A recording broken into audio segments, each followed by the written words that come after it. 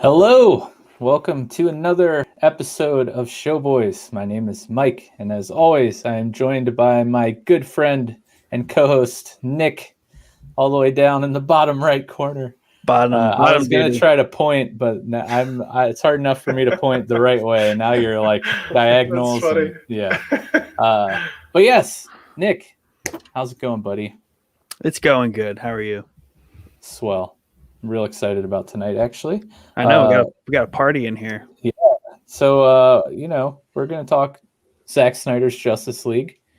And, who else? Who better to have on the show with us than our Show Boys Correspondent, as I've dubbed him, our comics expert, Jordan, who does the Falcon and Winter Soldier companion series with us. So how you doing, Jordan?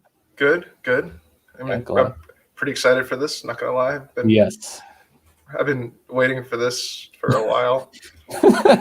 for about 4 years or so. Yeah. And then our other good friend and fellow podcaster, Tom from Be Hero.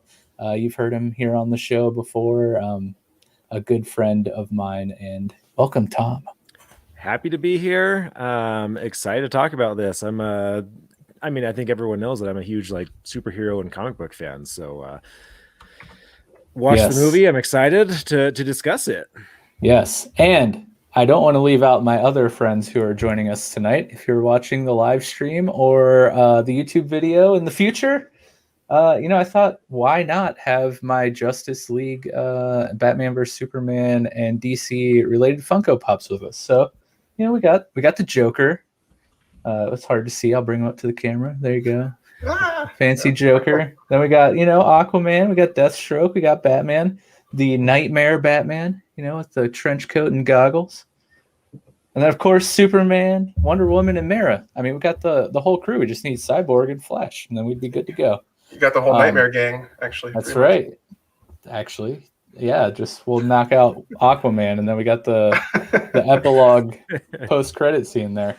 But yes, before we get into the episode tonight, I just want to do a couple, everyone's favorite portion of the episode where I just plug nonsense for a couple minutes. So bear with me. We got our Discord. It's been real fun. It's growing.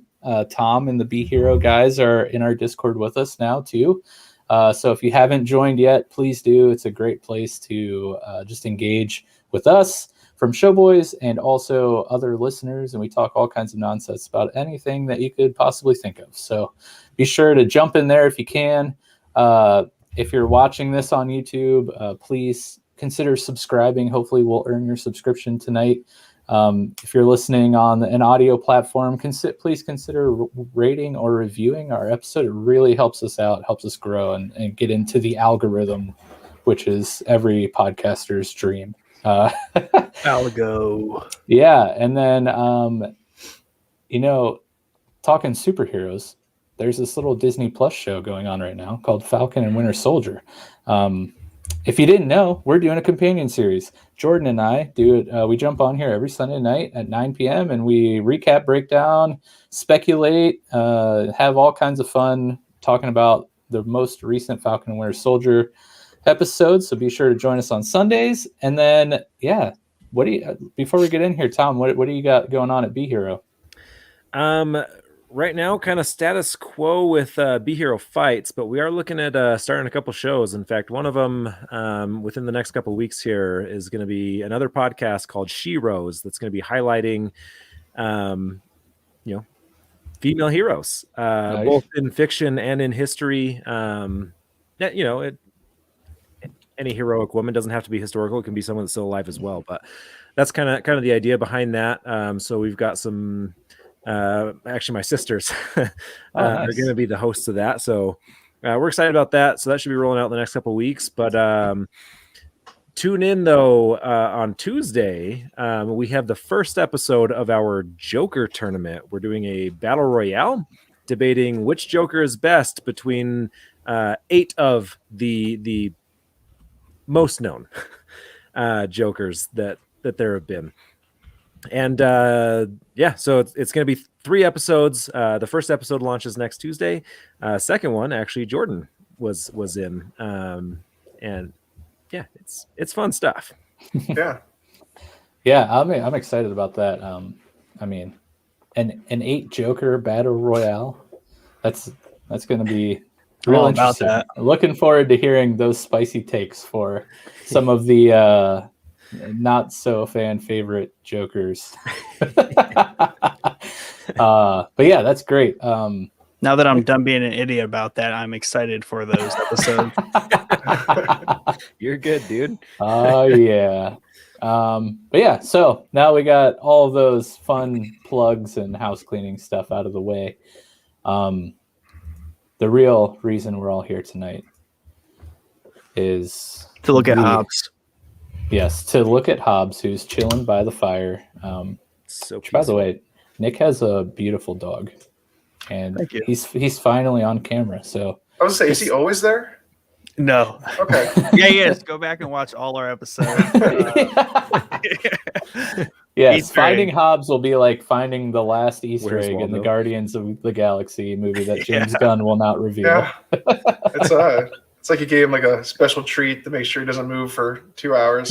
Yeah. He just drugs him, and then Exactly. Yeah. Yeah. but no, there was this small indie film that released on HBO Max last Thursday, actually.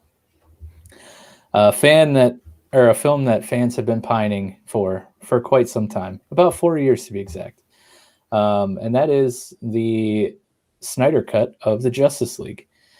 And wow, I had to, because I'm getting older now and I can't stay up as late as usual. I have children and a family, so like, I have to have family time, and then by the time family time's over, I'm pretty much wiped out. So I had to break this up into basically 6 sessions. I watched it part by part. But yeah, holy cow. Did you do 6 separate sessions? Roughly. I mean, Roughly. there were times where I'd like bleed into the next section before I started dozing off, and I was like, okay, I better stop now so I don't miss anything.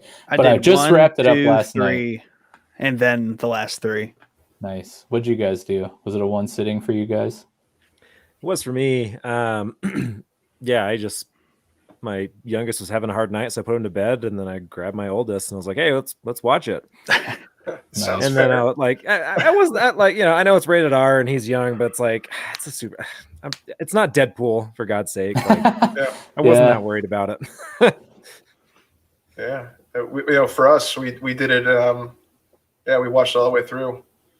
I mean, other than my bladder's not like it used to be. We had to stop and take potty breaks, and He sneezes the wrong way, and he's got to go make a wardrobe change. it's like a fire hose. Oh, man.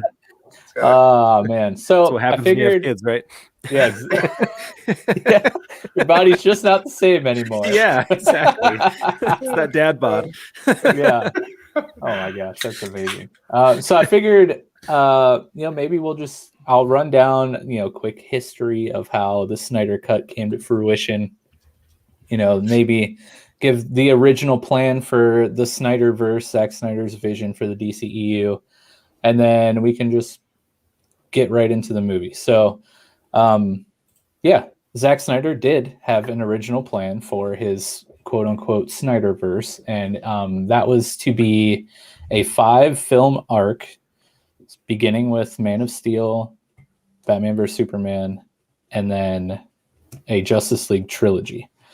And he intended for Batman vs Superman to be the darkest film in the franchise, and then the subsequent Justice League films be lighter in tone. But due to the poor reaction of Batman vs Superman, Snyder was already in hot water prior to Justice League with the studio. So WB ends up hiring Joss Whedon, who directed in the MCU. He directed the first Avengers film and then Avengers: Age of Ultron.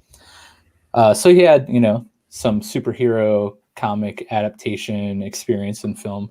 But WB hired Joss Whedon then to come and rewrite the script and help with what they say is, quote, extensive reshoots. And the studio also mandated that the runtime be less than 2 hours. which Snyder's first cut of the film was, I don't think it was, well, maybe it was this 4-hour version, but it was much longer than 2 hours. I think I even read that the studio said that it was unwatchable, which is so brutal. But Snyder was expected to film the scenes that Whedon rewrote, and they were supposed to work together to meet WB's new requests for Justice League. And while this was all going on, the Snyder family experienced an extremely sad tragedy where Zack Snyder's daughter Autumn died by suicide in March of 2017, which is awful, and I couldn't imagine having to deal with that. But rightfully so, this caused the Snyders, because not only was Zack Snyder working on it, but his wife Deborah was a producer on the film as well. This obviously, and rightfully so, caused them to want to take a step back from the project to grieve and heal and deal with what was going on in their personal lives. So then basically Whedon reshot like 90% of the movie. He added about 80 pages to the script, and the cinematographer Fabian Wagner estimates that Whedon's cut, which is comically deemed the Justice League. So good. So good. Never gets old. Yes, but Whedon's cut allegedly only uses about 10% of Snyder's like original footage that he shot before he stepped away. Honestly, and it's my personal opinion that the studio kind of used the Snyder family tragedy to like finally push him out of the project, because they, as I said earlier, they kind of weren't happy with the reviews of Batman vs Superman. So they kind of were like, this could be an entirely separate podcast, but like WB, like Warner Bros. Is the most spineless, like terrible movie studio, and I like hate them with every bone in my body because they're so quick to just abandon things because they're chasing the bag, right? Which, hey, everyone's got to get paid, but maybe if they just let their people like actually make their vision without meddling with all these projects, like the movies will turn out great and they'll get their bag. But that's my own personal opinion. But yeah, so that's a quick rundown of, how the original Justice League then releases. It's tanks in the box office, gets annihilated by critics and fans alike. And basically from opening night, the fans start the hashtag release the Snyder Cut, and it basically raged on and on all throughout the internet for the last 4 years until WB and HBO finally caved and allowed Zack Snyder to restore and finish and piece together his original cut, which I think I also read that he only added that 5-minute epilogue and the nightmare part. That's the only new thing that he wrote and added to the movie. So everything else was already written, already shot. They just had to polish up. But yeah, so here we are. The Snyder Cut finally releases, and from what I'm seeing, it's just being met with universal praise, pretty much. Am I wrong in that? The majority of it is really good. Sure, yeah, I would definitely agree with that. I've actually kind of spent a little bit of time digging for negative stuff, and it was difficult to find. There at least something that was completely negative. I know some of the conversations I had with people about the film. A lot of people always say that I defended to the bitter end. I try not to, but I think a lot of it is.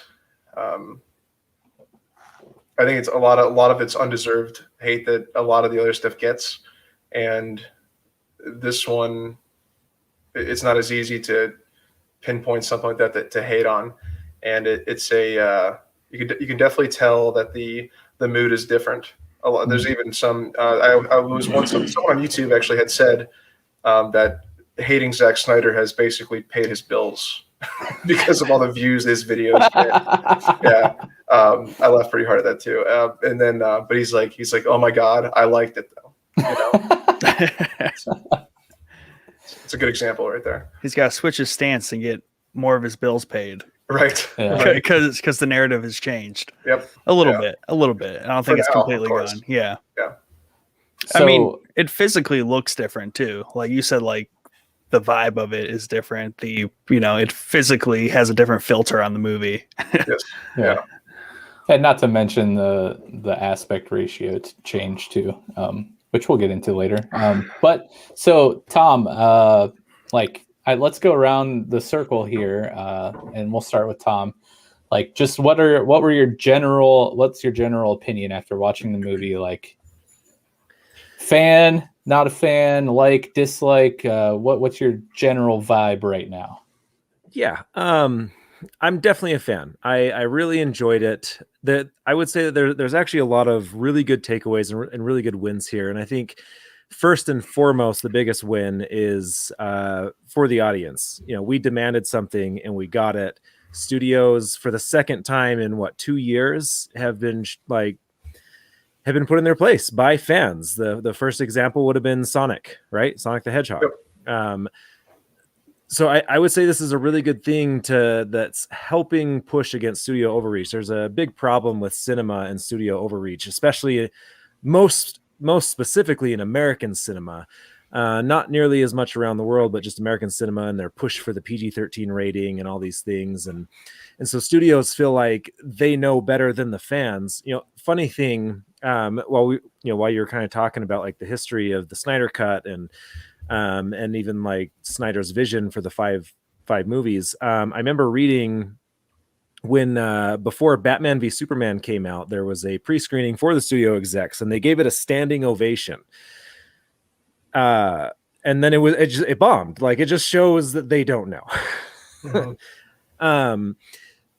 So again, I think this is a big win for fans and having our voices heard. I think it's a big win for creators and artists for being able to realize their vision.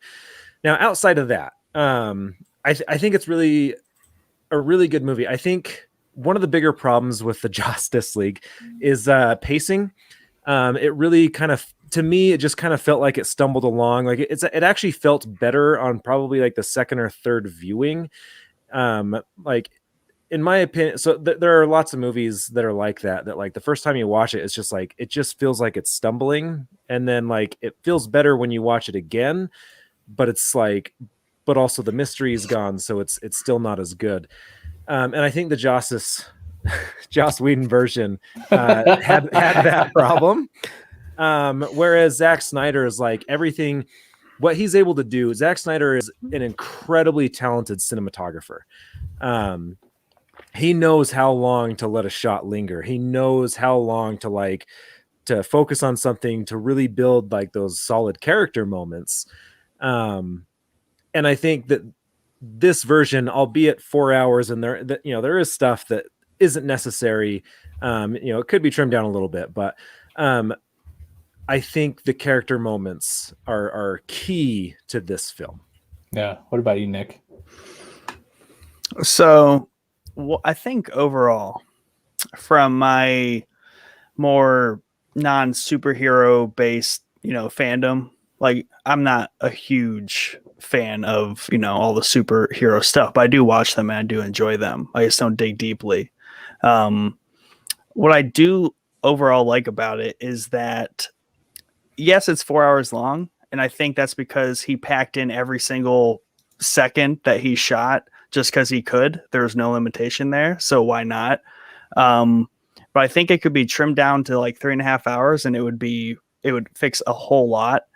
But what I like about the length and the way it kind of stumbles through it is it reminds me of, a gangster epic, right? Gangs in New York, all the 4-hour movies out there covering gangster stories and stuff like that. And I just feel like that brought a little bit of that into this genre, which is always just fast paced, moving right along through the story. It's all about getting the pacing like perfect, right, for everyone just to pick it up. And Marvel's really good at that.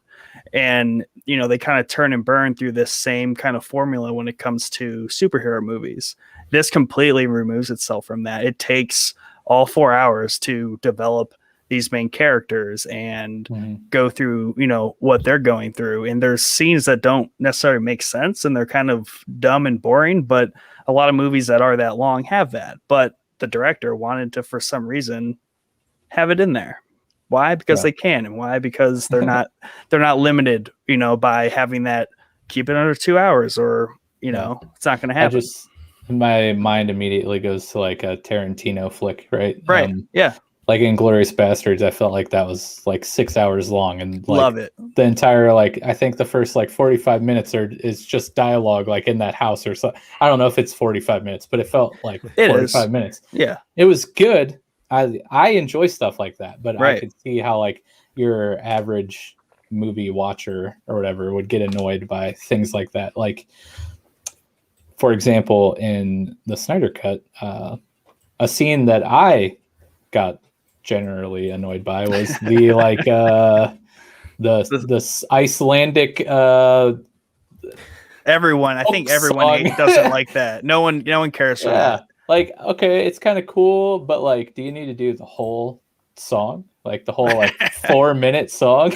But yeah, I mean, it felt unearned anyway. Yeah, like was he dying? Like I was confused. I'm like, wait, what's happening? Like, is he gone for the year?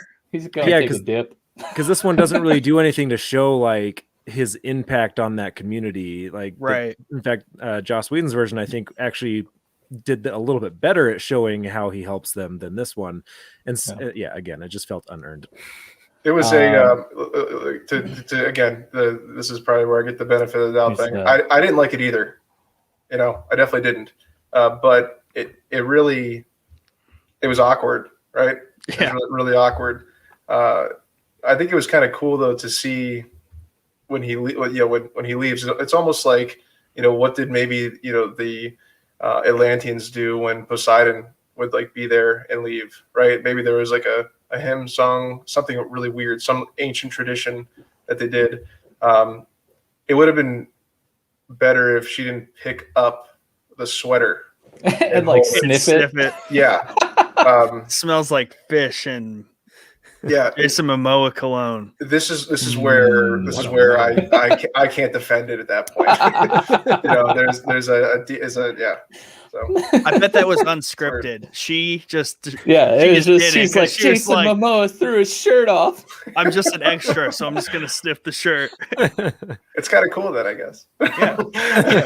I'm back on board. I like it. Yeah, see, there we go. We got it.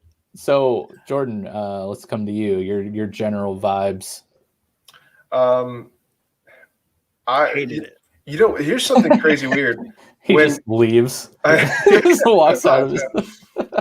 When they first said that they were doing it, I was like, no, come on. It's Zack Snyder was like posting a bunch of stuff, just kind of like peppering it. So when I heard that it actually was happening, for the longest time, I wasn't even like, you'd think knowing me from what you guys know of me, I would jump in there and click my heels, right?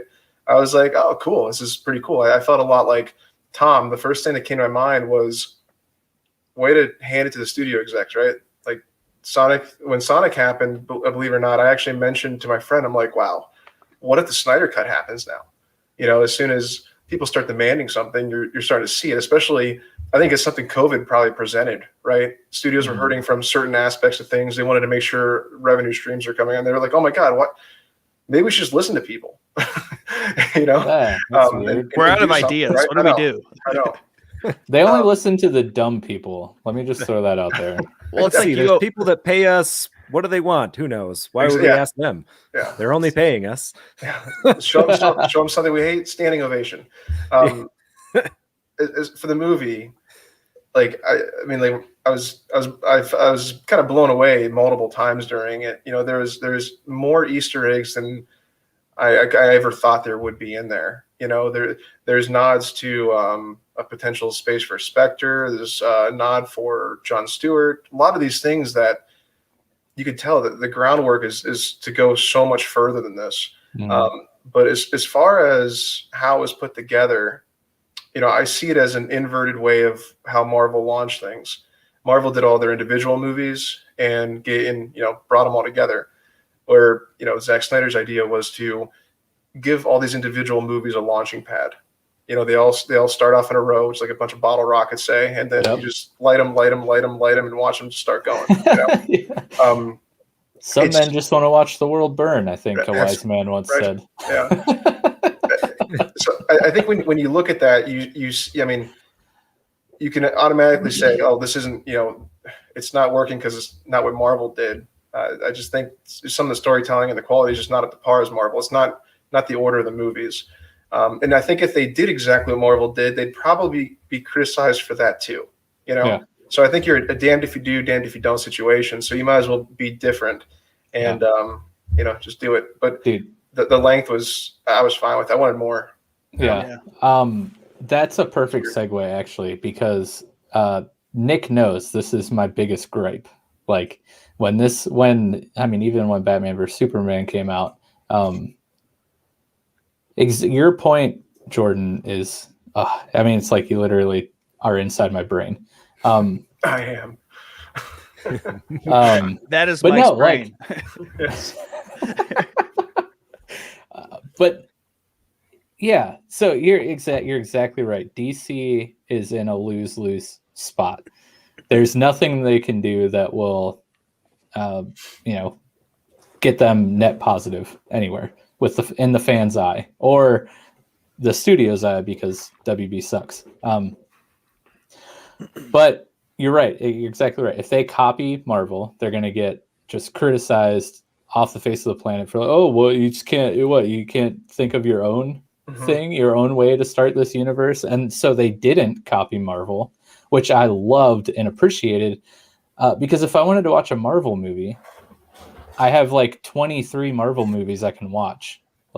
No, I want to watch a DC movie, and the DC movies have had a vastly different feel. Even the Nolan movies, they're not in this universe, but they're a completely different take on superheroes than the Marvel stuff. So I come in Batman vs Superman, which I probably get a ton of slack for saying this, is in my top 5 movies of all time. That's one of my favorite movies. I know the Martha part is awful. I don't think it's that bad. I don't think it's that bad. I don't. It's that bad. Yeah. Why? Martha. Okay. It's not the delivery of it. It just conceptually, it was just a dumb way to break up the fight. Did you not think to yourself though, as long as you've known these characters, did you ever think that both their parents' name were Martha though? I actually never thought that. I never I when that happened, I was like, what? And I'm like, oh my god. Yeah, they're the same freak, and it I guess you could say triggers him in a way that you'd make fun of, but the dude's a psychopath. Batman's a psychopath. The weirdest things like that are. Really is. It's not like Superman knew that was gonna hit a nerve, right? Right. He didn't think about that. As a matter of fact, Superman was probably even more scared after he said that, let alone the spear of kryptonite pointing in his face. He's like, this guy's really going to kill me now. Yeah. So I just, is it a little weird? Yeah. But like I said, he's a guy dresses like a bat who's borderline fascist. But it's all a little weird. Here's the thing. Snyder just does not understand these characters to begin with. He did not get Batman right in Batman. Oh, no. No. Read Frank Miller's Dark Knight and Dark Knight Returns. It is my all-time favorite comic book arc. I've read it many times. It's such a cool take on Batman, and I see such similarities between this Batman and that Batman. It was the inspiration, but Snyder has come out saying that someone like Batman, of course, is going to have his hands dirty, but that's not who Batman is. Batman is an archetype for the person that doesn't cross the line, and Snyder's like, screw that. He crosses the line all the time whenever it's convenient to cross the line. That's who Batman is. That's what Snyder said, but that's not who Batman is. He is the complete opposite of that. He is the person that can go to the edge of the line and stop. Are you talking about only with the obvious killings that happened in it? Yeah, I mean, that even in The Dark Knight Rises, he was never going to kill Superman. He wanted to put him in his place, or The Dark Knight Returns. Yeah, I got you. Yeah. But in The Dark Knight, whichever one he uses the phones to do the whole. Oh no! So this is that not crossing the line in ethics of like technology? Right? I mean, he's not killing people, but he is misusing technology.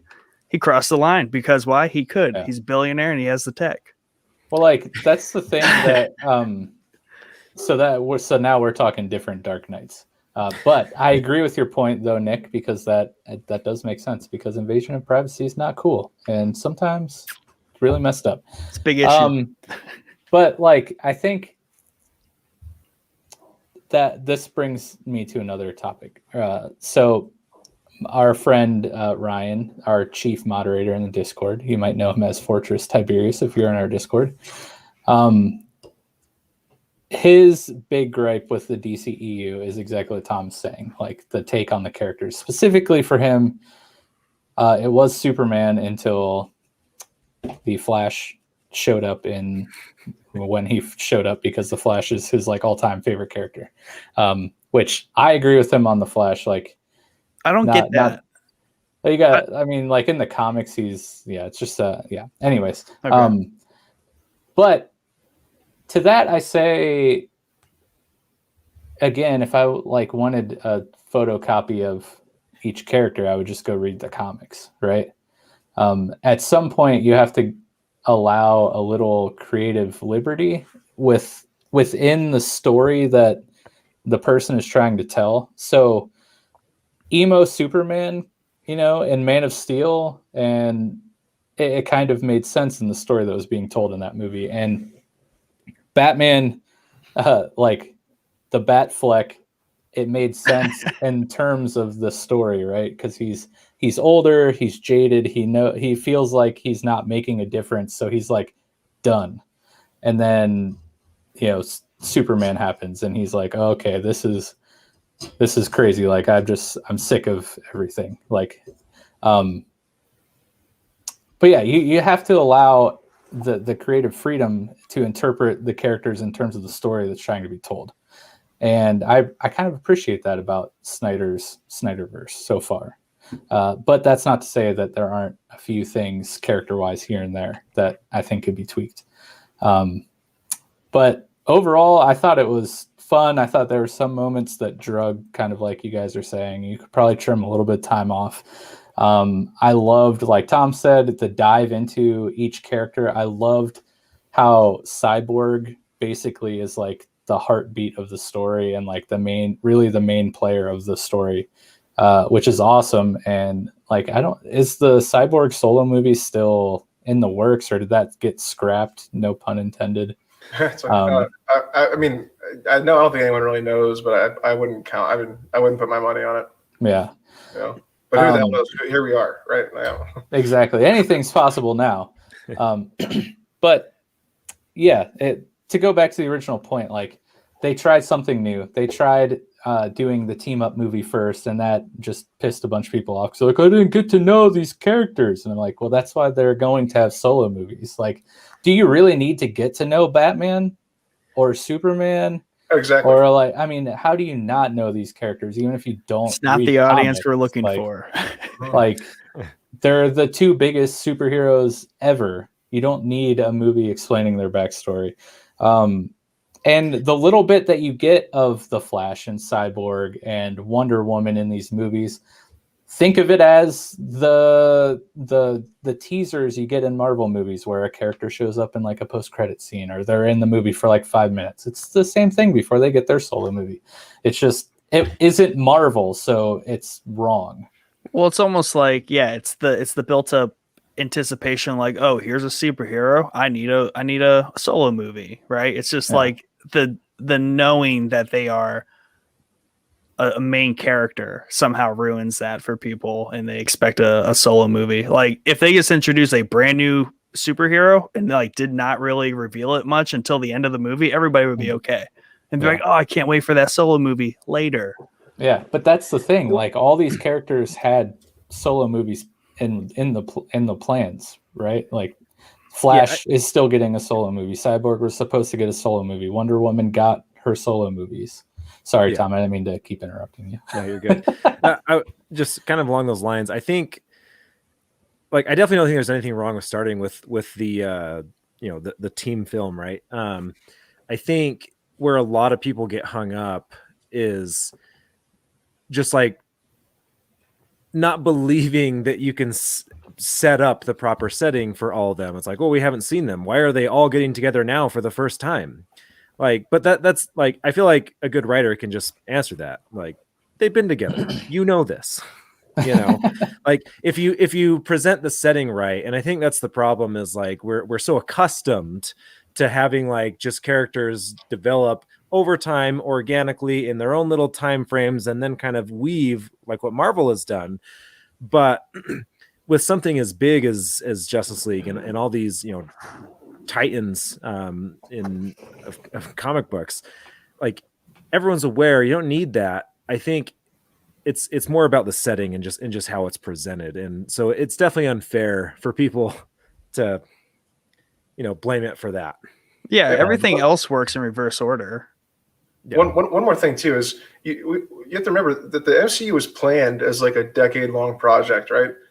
I don't think Zack Snyder's like, I'm going to sit down and make a 10-year project out of this, right? Right, it was 5 movies. Talking, 5 movies, and I mean probably 6 altogether with like 3 Justice Leagues, but yeah, it might have been 5. It's like it's not the same thing, you know. And that's the beauty about comics is you can read 5 different iterations of Batman in a series. They don't all have to be together. You know, one of them is part of the consecutive story it's going on, but there's a lot of other stories that are going on.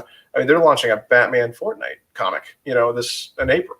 I'm not going to stare at that and be like, oh, that's not, you know, it's just crap because it's not happening over here. It doesn't. It's not my Batman. Exactly. You know, and that's the thing. It doesn't have to be, right?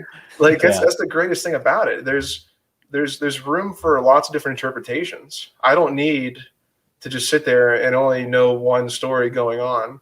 And I mean, if we did that, we wouldn't be able to have all these different versions of these characters that make a unique movie like this possible, right?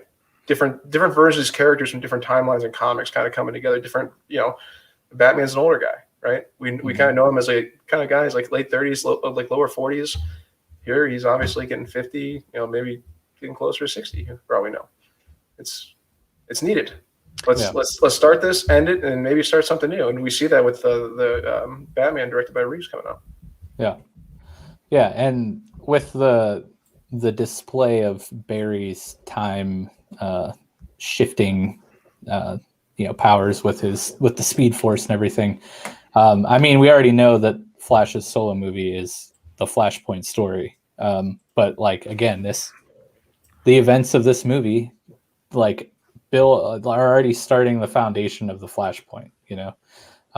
But then the Flashpoint is a super cool story in and of itself because it literally changes everything. So like, I think Bruce in the comics, like, Bruce died and his mother and father were alive and Batman was Thomas Wayne or whatever.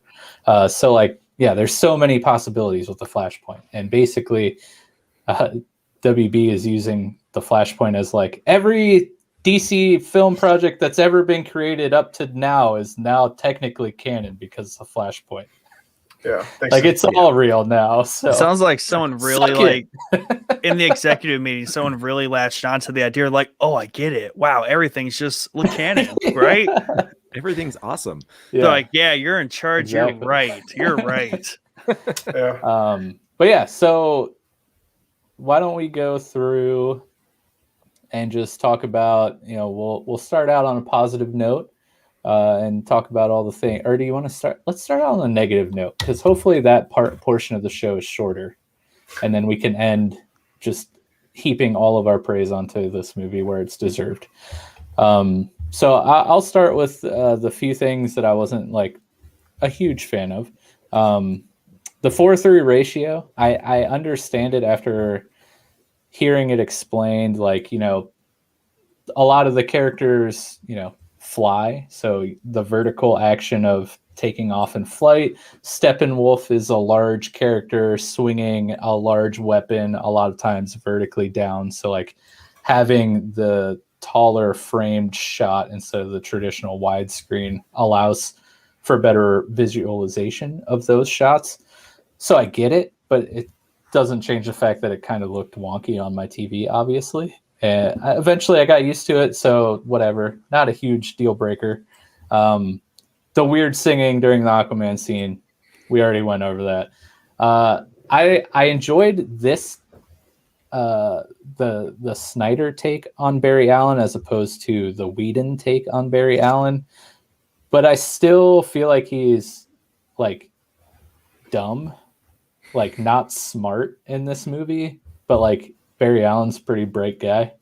That's the one thing that I miss from the comic iteration of Barry that I kind of wish they would have, transferred over to the films, because now he's just kind of like a funny dumb guy that's really fast. But did you see all the monitors he had in his like little house thing? That is a sign of how smart he is. The more monitors, the smarter you are. Exactly. I'm basically a genius because I've got 1 million down here. So see, I didn't take that as like he was dumb. He's just like an introvert genius.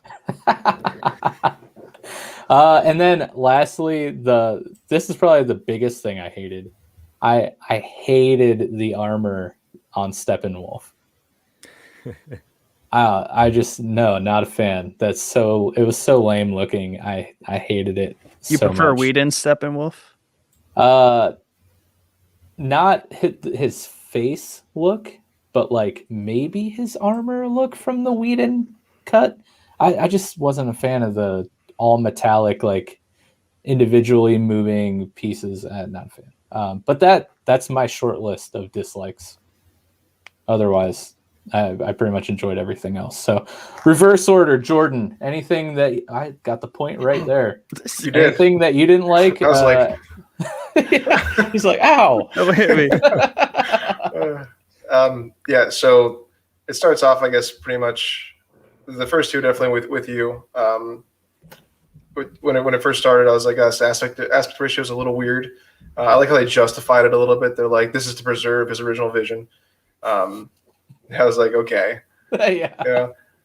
But not even 5 minutes into it, I think I was okay with it, to be honest with you. It's just really, really low on the list. The Icelandic singing obviously was not preferred. I think this version of Barry Allen, not my favorite. Really disliked in the Joss Whedon one.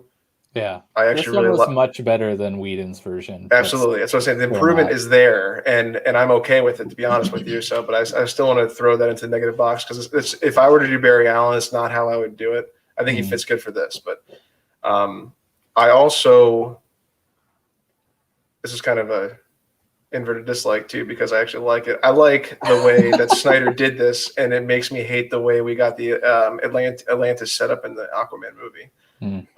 There's some things I disliked, but with that,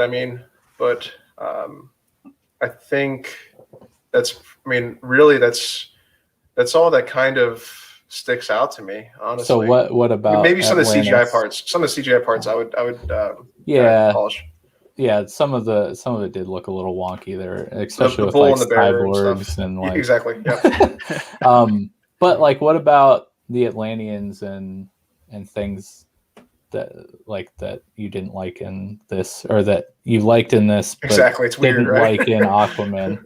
I liked how, honestly, I describe it this way. They remind me of high elves underwater in this, and I did not get that vibe in like Lord of the Rings, like Tolkien high elves, the way that's portrayed in the movies underwater in this. And I felt like it was a little bit more, I don't know. I just didn't really like the way that James Wan did it. James Wan did an excellent did an excellent job with that movie. It's just that I noticed was a little weird. I also like the archaic ruins of Atlantis.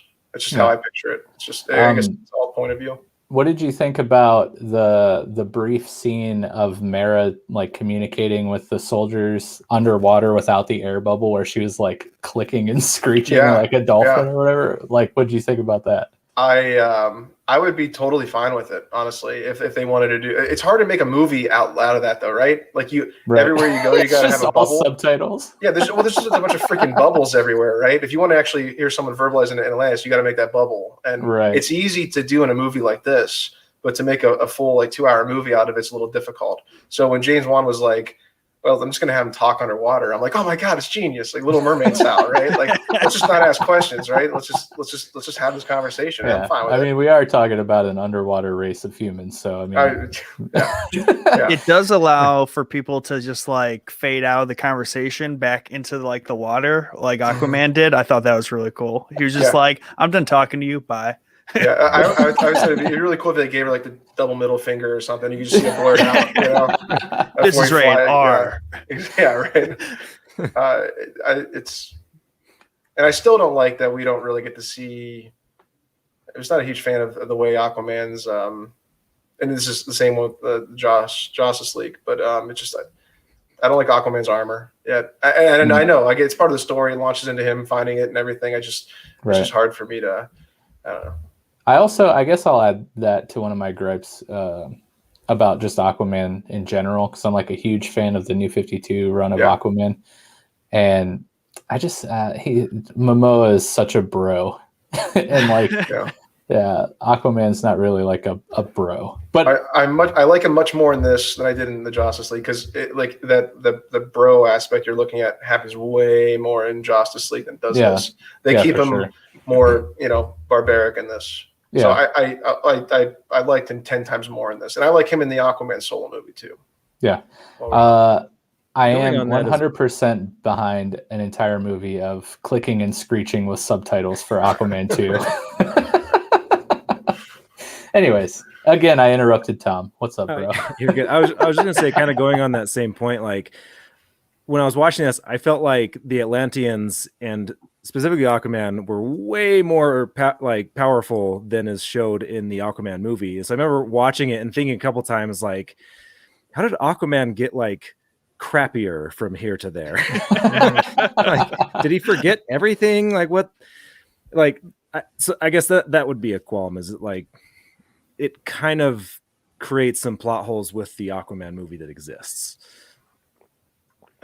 Yeah, I could see that.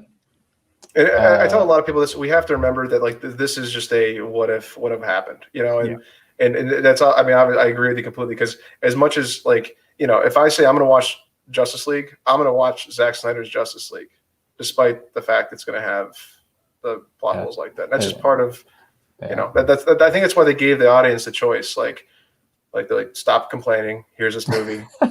Heavens forbid you watch the one you like. Choose your path, right? Yeah. I can get. But the for how good this movie was, though, I mean, I could look past it. It's What about you, Nick? What'd you not like? Obviously, the singing, that was just awkward. I think everyone agrees on that. I did not like the pacing in the first 2 acts. I think the Amazonian stuff was done poorly. There's either too much of it or just did not have enough like substance or impact on the story. Like they're kind of just there.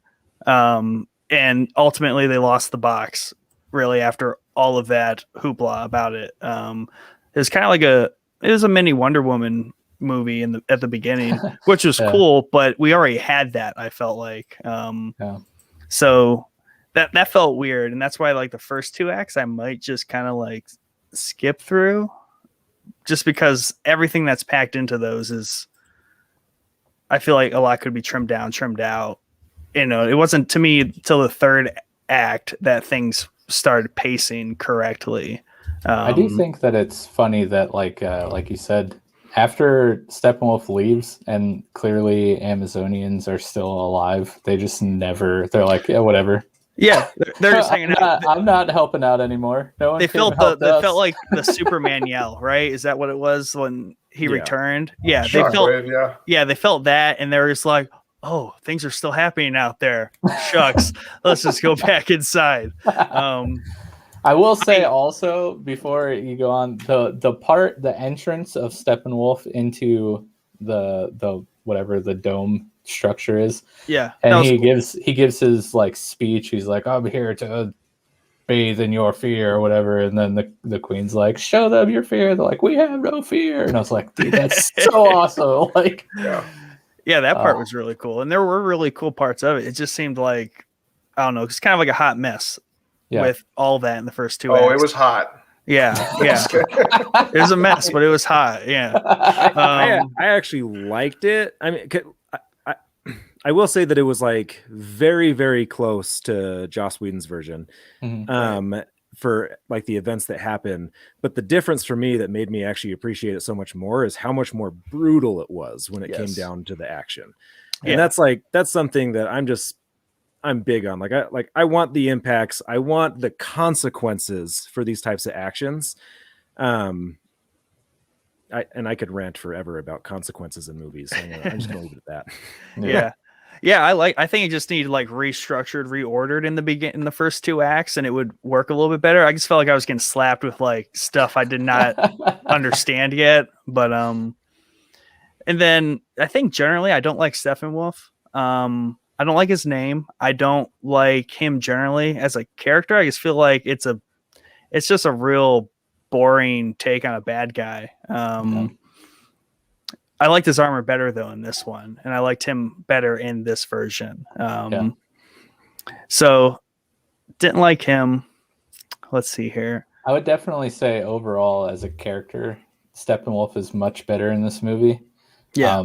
But like you're saying, he's kind of like a throwaway villain. I mean, like he's just a pawn to get to Darkseid, really. I mean, that's and he's just too. I don't know. He's just not my cup of tea. I didn't like how brooding Cyborg was. I don't know. Just to me, if my dad, regardless of whatever he did to me in the past, or didn't do, if he rebuilt me with a freaking mother box and I was on that level, I think I'd get over it pretty darn quickly. So I guess he's pretty angsty in this movie. I just felt like he should have matured a little bit. Unless he was, is he still a high schooler? Like, how old is he? He was varsity.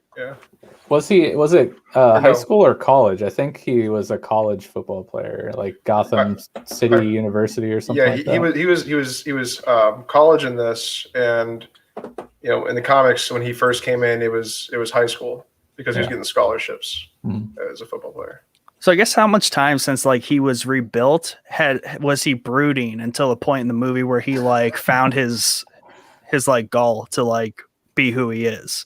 Like, was it years or was it not years? You have to wait for the Solo movie. That will never happen. I'll figure that out. That might help explain it. But I didn't like that. I'll defend the 4:3 aspect ratio to my grave. You guys can't take that from me. That was great. What else did I not like? While you're thinking, I'm going to add another dislike because it came to me when you're talking about Steppenwolf. The stupid sound that the boom tubes made. I liked it. God. I liked it. It was like every time it happened, like a free sound effect pack on YouTube, and it's like, oh yeah, bloop, that's what we're gonna use. It's called a boom tube. I do love how it's called a boom tube, though. Snyder, like that's not the first time in 300 when you see the main Persian, I can't remember names. You guys know this. Xerxes or whatever. Xerxes. When he's talking to the Hunchback guy, the background in that is like a free background that comes with.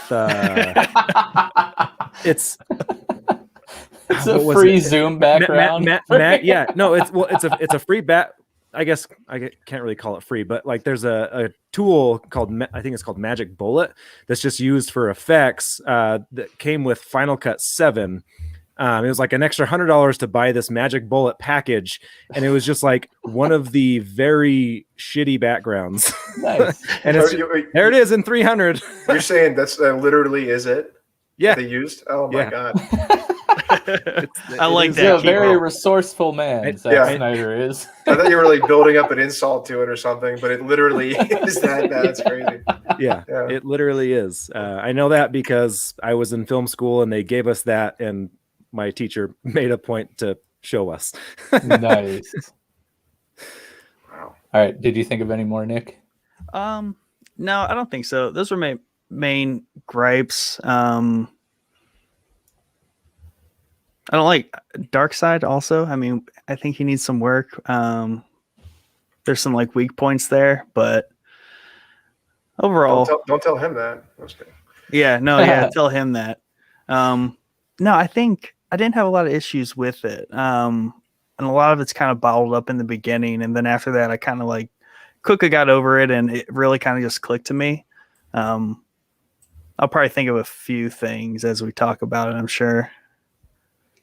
Yeah. But then you're just nitpicking, you know. What do you got, Tom? So I will say that the aspect ratio didn't bother me actually. I remember when I saw it, I was just like, feels like a silly marketing ploy, but whatever. But when you read what the how they justified it, that actually makes a lot of sense to me. But it took me all of 5 seconds to be like zoned completely in. I just actually stood right in front of my TV like this close, so I couldn't notice it. As long as the black bars are out of my peripheral, totally fine.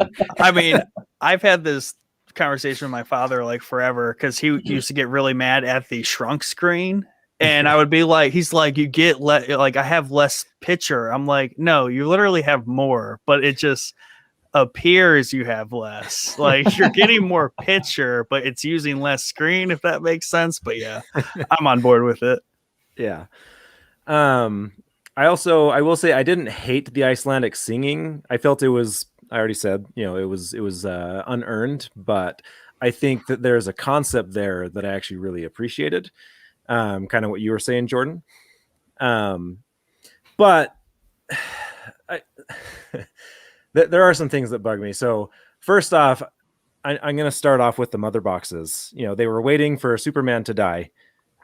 Why? They've been there for thousands and thousands of years, and 30 years ago there was no Superman.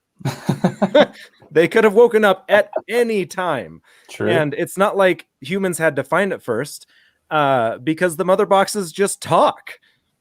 So well, they're like little demon girls, and like that to me vision. So. Yeah, so like that's one of those things that you do have to just kind of let go and accept as part of the story. And if you're willing to accept that, then all right, then the story is going to flow just fine. But it is, I'm nitpicky.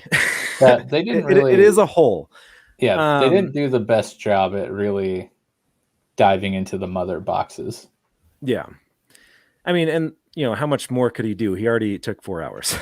Yeah. Well, maybe cut that 5-minute song for Aquaman, and maybe spent 5 minutes on the mother box. Well, I mean, and also did Darkseid forget they were on Earth and like that? Yeah, there's a lot of story stuff that like definitely is there. Yeah.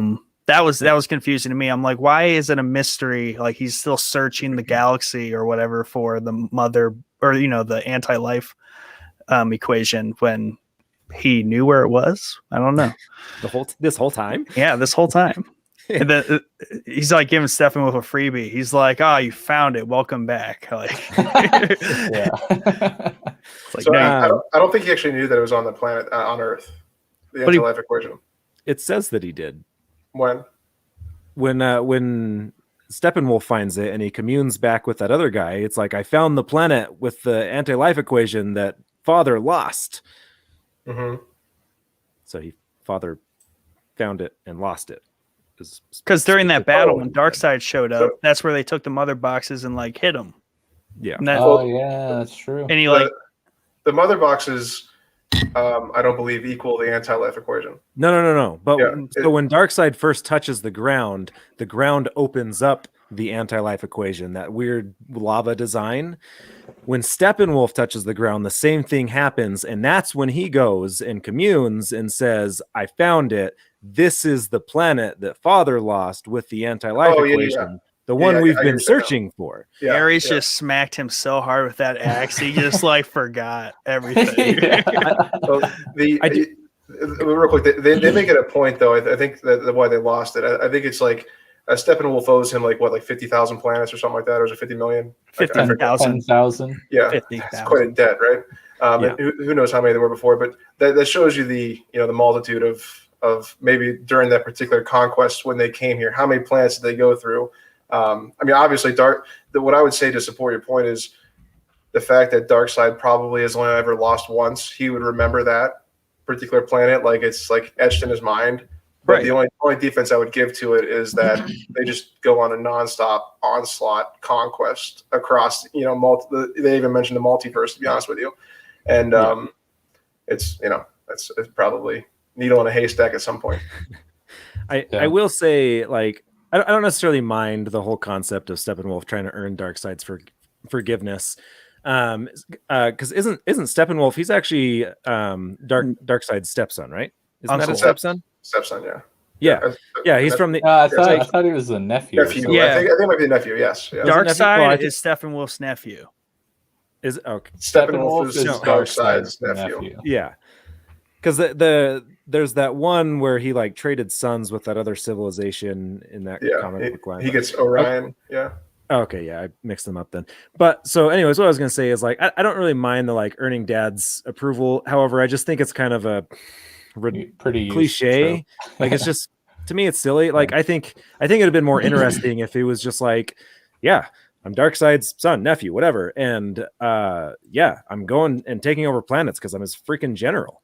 Like that's just who I am. Fear me. Like I think he'd have just been a little bit more menacing that way. I don't know. To me, it kind of, those scenes, again, for me personally, I don't think this is necessarily a negative on the film, but for me personally, it just kind of took away from his gravitas as a villain. This is something Nick will be familiar with. I like to like rewrite movies or shows that I watch. What if? Me too.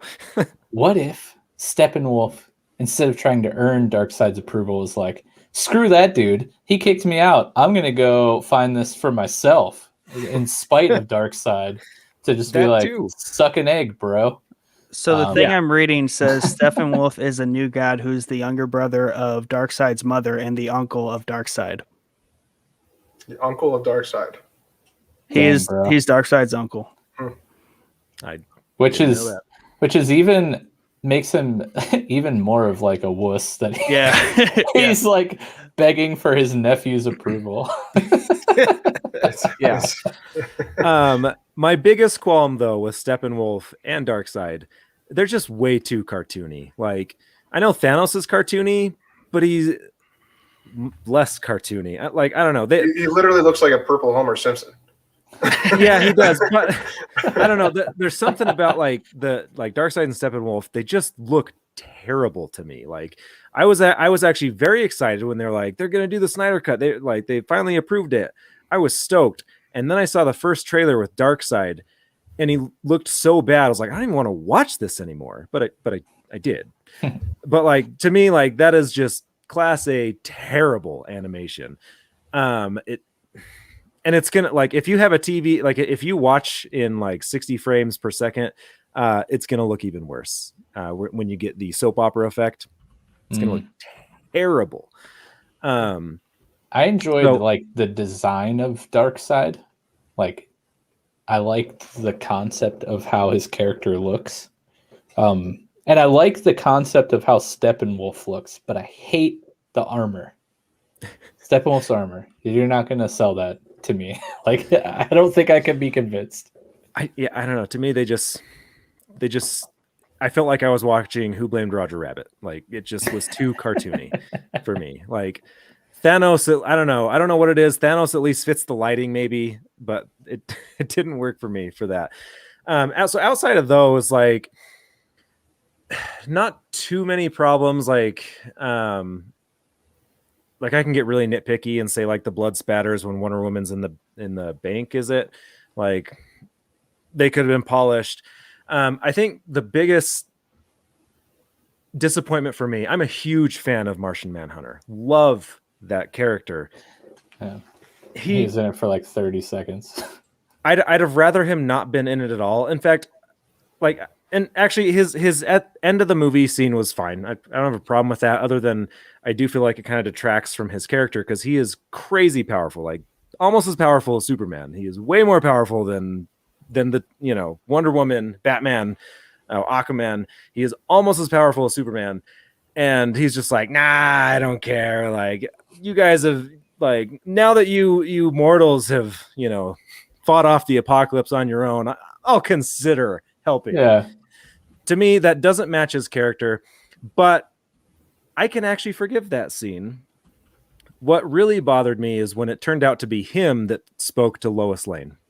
It was much more natural. I was getting teared up when Martha was talking to her, and like that scene was so powerful to me. And then he comes out and it's like, you need to get back in the world. And I was like, it wasn't Martha.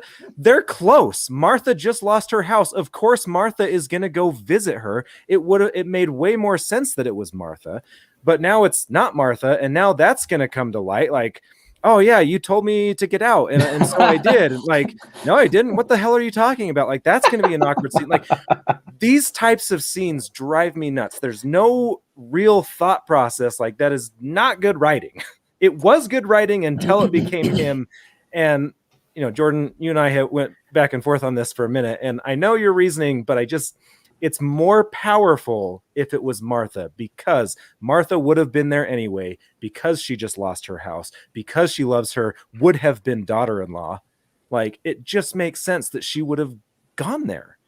Martian Manhunter did not have to be the one to send Lois Lane out to see Superman. Also, Martian Manhunter, he can't see the future. He isn't that type of hero. He would not have been aware of what Batman and Wonder Woman were trying to pull. Sure. I do love how I can respond to that, but go ahead, Mike.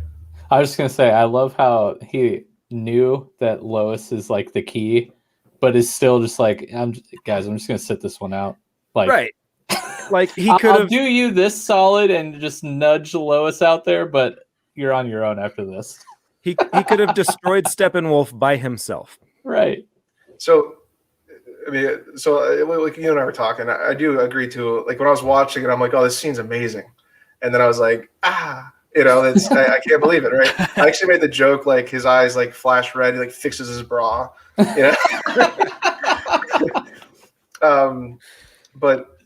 the idea of Martian Manhunter, you and I were kind of discussing before this, kind of the character of Martian Manhunter. Martian Manhunter is like when they kind of launched the showcases in the 50s with the Silver Age comics, having the space and sci-fi was big for them. And when Martian Manhunter first came to Earth, he was powerful. Not quite as powerful as they made him in New 52, but he was very, very powerful. And he was in the midst of all these superheroes, all these different crises. And at the same time, he knew this. And his first, what was it? It was like Detective Comics, like 220, 225, something like that. It was a mini story.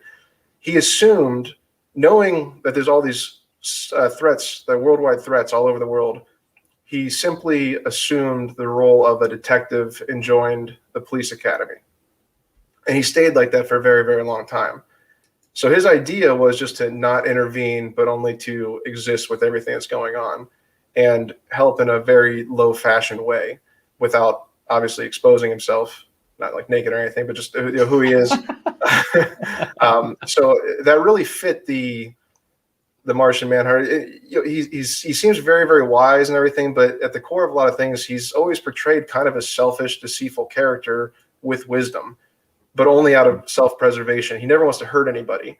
But like Mike says, he knew that Lois was the key, and he knew that Lois wasn't living her life anymore. And had he not had that conversation, Lois would not have joined back to her normal routine and been out there giving coffee to Jerry the cop. Is his name Jerry? Sure. We'll call him Jerry. It is. She brought him the coffee and because she was resuming her daily routine, she was able to see Psycho Clark about to annihilate the Justice League and snap him out of it. In Joss Whedon's version, Batman utilized her with that aspect, which isn't necessarily bad, but it does remove the behind the scenes equation of Martian Manhunter moving, the chess pieces without anybody really knowing. Right, Well, especially because he was a character in Batman vs Superman who's already Man of Steel associated with Lois. So like you already have the rapport there, and like so it's just a cool reveal. Obviously, a more important role than detective, but yes. I mean, I do love that Lois was there organically, but it would have been even more organically had it actually been Martha encouraging her to move on. Yeah. No, So that's again, we fair just point. went from one chess player or chess master to another, and again, it made less sense than what it was seeming to be. It's still far better than what Joss Whedon did, and I actually don't hate the Justice League. I actually really enjoy it, despite its problems. But and so this one is far better. But like that scene just really bothered me. No. So, how did he get the name Martian Manhunter? I haven't read much of his stuff, but like I'm always like, where'd the Manhunter come from? Like, someone explain this to me. That Steppenwolf and Darkseid are terrible names. I don't know who's naming these people.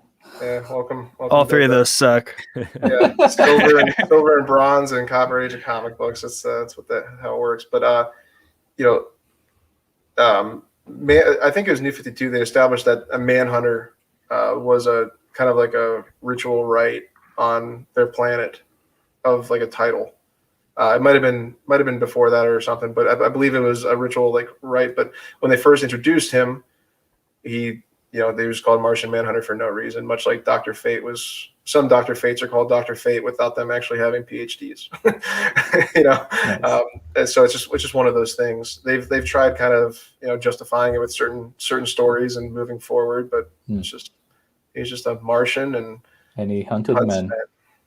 every Saturday night. And he's a PI. Mm-hmm. Nice. All right. Well, thanks for clearing that up for me.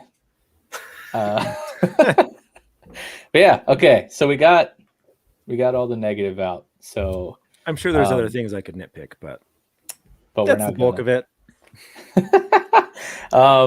Yeah. So I have a decent amount of things that I loved, but there's one that is rather large that I want to save for later. So I'll go down some of the smaller things.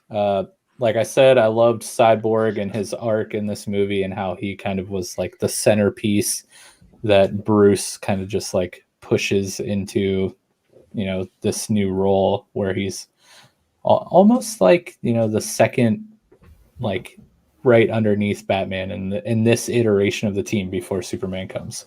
I loved the inclusion of Darkseid finally. I love the time travel, time bending aspect with the Flash, leading to the Flashpoint stuff down the road.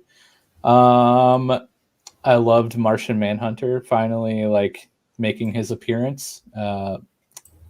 I loved the inspiration for the Batfleck, being from, the Dark Knight and Dark Knight Returns, much to Tom's chagrin over there.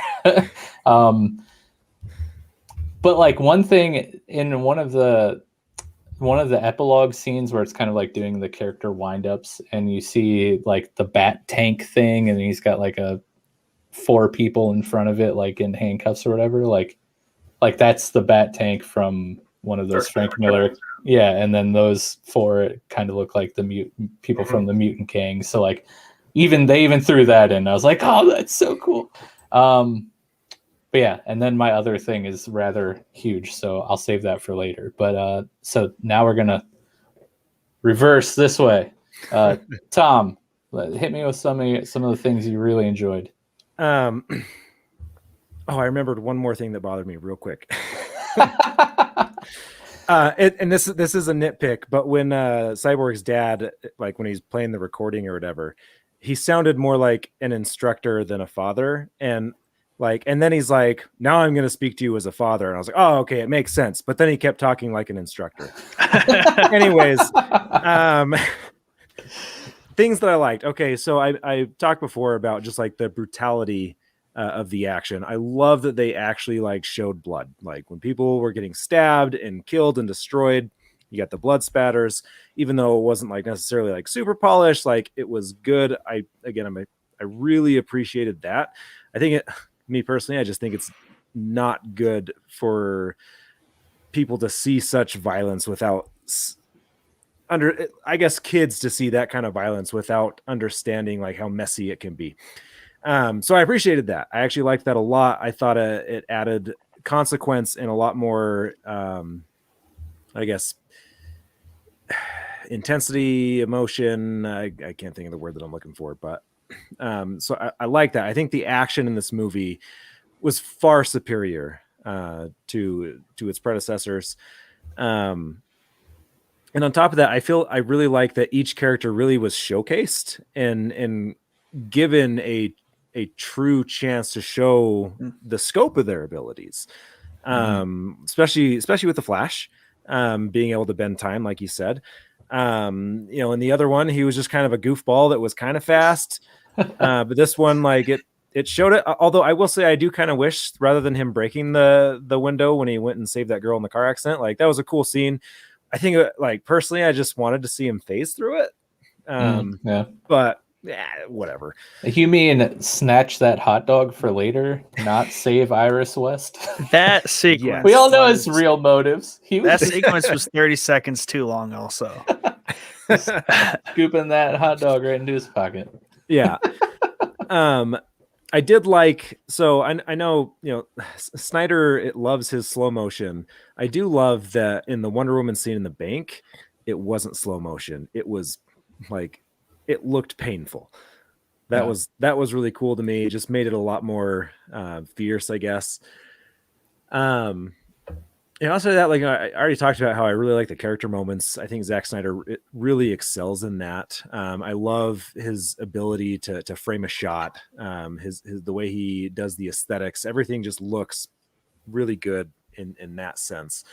Like I can't tell you how many times I was watching it and there would be a scene like when they were in the forest or whatever, like, or the graveyard, and like you see a shot from like behind a log, and you like see the details of the twigs, but then you see the details of the characters, and you hear that. Like that to me is just like really cool. Watching his cinematography makes me want to get my camera out and start shooting film again. Yeah, I really liked that. There's a shot in the part that I want to really dig into after we get through this segment here, but when Bruce is talking to the Joker at the end and he's holding the Joker card, and like the Joker himself keeps like coming in and out of vision, and he's like really blurry, and like just what they were able to accomplish with that shot alone, where like, Bruce is like focusing on the card. So obviously the Joker is going to be out of focus in, Bruce's eyes, but then like he sometimes shifts to like the Joker and the card, like they keep I loved that whole shot right there. Yeah. It was super cool. Yeah, he really excels at that, and that's one of the reasons why I can't ever hate him. I don't like all of his movies. Some of his some of his movies are some of my favorites though. Watchmen, 300, yeah. But anyways, the way he was able to develop the characters, he took out a lot of the campiness of the jokes that Joss Whedon put in, which I really appreciated. I felt like the characters all meshed a lot better together. As far as storytelling, a lot of it is just like not necessarily my favorite, but like it is what it is because of the story they decided to tell with Batman v Superman. So I can't really say much about that. As far as like bringing Superman back and everything, I do think it made a lot more sense though. And I think overall that's the biggest thing is like this movie just makes more sense. So I like, now that I'm trying to talk about it, all of the things that I had are fleeing my mind. So that's all right. They'll come back, I'm sure. Yeah. Nick, what do you got for us? Nick, you're just perpetually stuck in the middle of these. These it doesn't matter which way it goes. I liked the length. Like I said earlier in my opener, I like how long it was and that he could really just run with it, right? Almost to a fault. He probably used every second of everything he shot. And that's great that he got to do that. Even though not all of it was like perfectly polished, but you do what you can. I really did like how the Batman arc of it all kind of flowed, and the portrayal of Batman, how there was more Alfred in there, and like all that just seemed a lot more natural. Wonder Woman helping, then they brought on Cyborg, and they're all kind of tracking him down. Like, I think the time to put that all together just made so much more sense in it. So I did like that. And obviously, like you said, Tom, the humor, right? It was just a better execution of the humor. It was way more natural. Batman wasn't campy in it, but they still kept some of it in there. Kept the classic "I'm rich" line. Yeah. You They gotta couldn't keep have got that one in there. Got to keep that. What's your superpower? I'm rich. And in the original one, and it took me 45 minutes into this to realize you guys weren't missaying Justice League and you're saying Justice League or however. Justice League, yeah. I was like, why is everyone saying it like messed up? Funny. I'm so out of the loop, but then Can't I finally take this got guy it. anywhere. Yeah, I finally got it. But I liked, so that movie is just like a daze to me. I don't remember much of it other than like they were all very fast and flying around and doing a bunch of stuff. The action was super memorable, like especially that last whole sequence, right? When they go take down the Darkseid or Steppenwolf's like little dome fortress, like that just flowed way better. It made more sense, like how Batman was kind of like defending the perimeter and trying to like protect the Flash. I don't know if that happened in the original one. And just how just how the fighting unfolded. And then I liked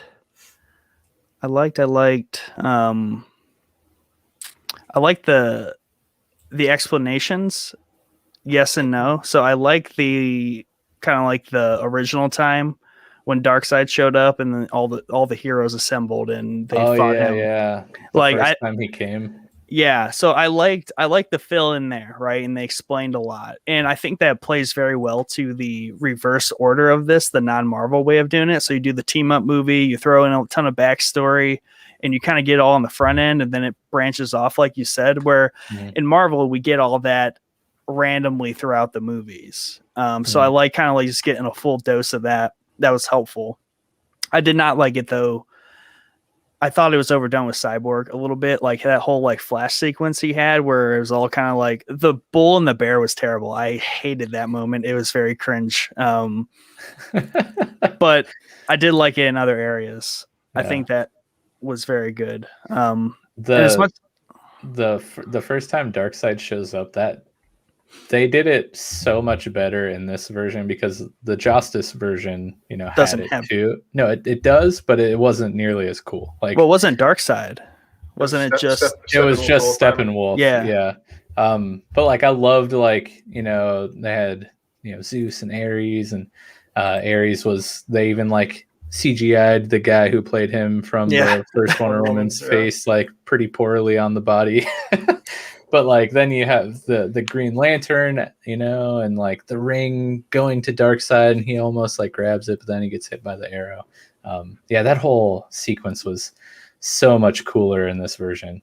Yeah, and even the little things where Steppenwolf's like there's no Kryptonians, there's no lanterns. Like I just think that stuff's really cool to throw in there. It's just like the wider like they're aware of these people. That's a problem they've ran into in the past, and they're just like, hey, this place is good, we don't got any or he wasn't talking to Darkseid, he was talking to Assad, right?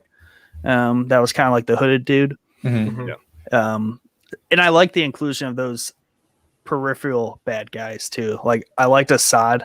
I feel like he's a cool character, even though I don't like Steppenwolf and Darkseid. I like Assad, and I don't know who this white-haired person is. Oh, you're gonna love this. The best comic name ever. Name. I looked it up. Terrible name. Okay. I just want to be sure. No, say it, Jordan. You must say it. Granny goodness. So I was like, all right, here's Darkseid. He's on Apocalypse, which I also hate the spelling in the name and all that. Right? It's just Apocalypse spelled completely upside down. But his real name is Euxis, just so you know. He assumes the name Darkseid and becomes the ruler of Apocalypse. But yeah, right. Just so you know. Okay. It helps. What a But dork. I was like, who is this really cool white-haired looking person? And then I look it up and I'm like, okay, so the comics have this Granny Goodness that looks like a legit granny. In this movie, it looks like, I don't know, a 25-year-old dude with white hair. I don't know. It really threw me off. So I was like, is that Granny Goodness? I don't know. But I thought that was all cool. You know, I like the larger universe story building that they packed in there. So, you know, there's a lot of things that I do like about it, but those are some of like the big themes that helped solidify this movie in my memory, because I've literally forgotten the other one. Yeah, I will add to your fight sequence thing when Superman comes, you know, at the very end. That whole like beatdown of Steppenwolf was super cool. Like the axe just like stopping, and then he like ice breaths it and smashes it to pieces. I'm Well, not that's the other. impressed. I mean, that's the other thing too, is like the reintroduction of Superman. Like he goes back to his Kryptonian ship. He has that whole little moment there. You know, he dons the black suit. You know, that to me, that's all just all the details there. Like I don't fully appreciate from the comic level, but like aesthetically, it just like clicks in the movie to me. And that, in the Whedon one, they just kind of resurrected old Superman. Like to me, it felt like they resurrected a almost new Superman, because obviously it shows that he died. Like he's aware that he died, and he's not just Superman back. He's much different. He's got a new lease on life. Yeah, but the black suit, like aesthetically, is so cool looking, but then like actually has like a very practical reason for the black suit. So like he's just resurrected, so he's weak, right? And he gets his power from the sun. So that's why he like flies up, and you have that scene of him just floating there, you know, soaking in the rays, man. That makes so much sense. Sunglasses. Yeah, he just needs that Sheryl Crow song playing in the background or whatever. Can you play that? The Sing it comics, for the black us. suit has like special materials that help it even absorb more sun. Yeah. Oh, and the fight in the tunnels, that was cool too. Yeah. Except for the Aquaman part, I thought that was weak. Debatable. Yeah. Was there anything else on there on your list of likes before we move over to Jordan? Nope. All right. Hated the rest of it. Worst movie ever. It sucks. What you got for us, Jordan? Oh man.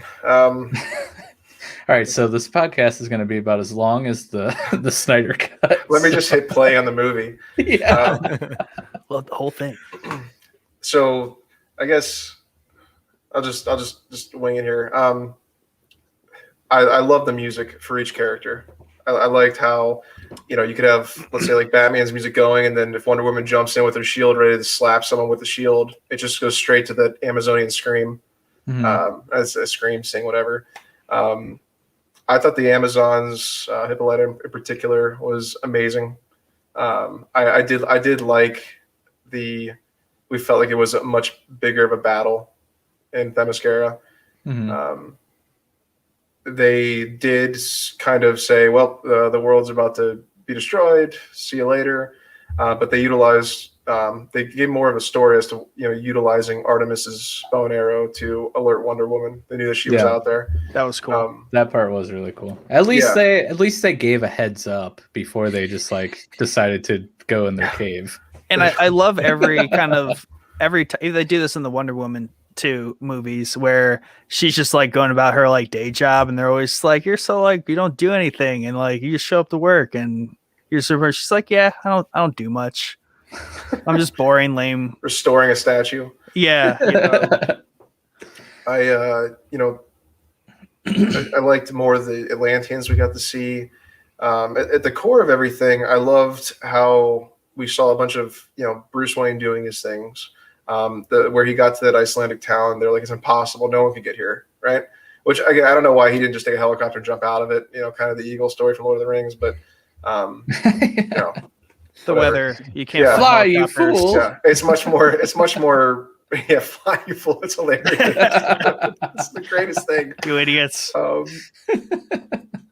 They made it much more Bruce Wayne through all of that. Yeah. And the first shot that you get to see of Batman in this is when Gordon is looking up there, and you see Batman, hanging out on the crazy gargoyle, which is somehow taller than Gordon than the rooftop, but with the lightning bolt behind him.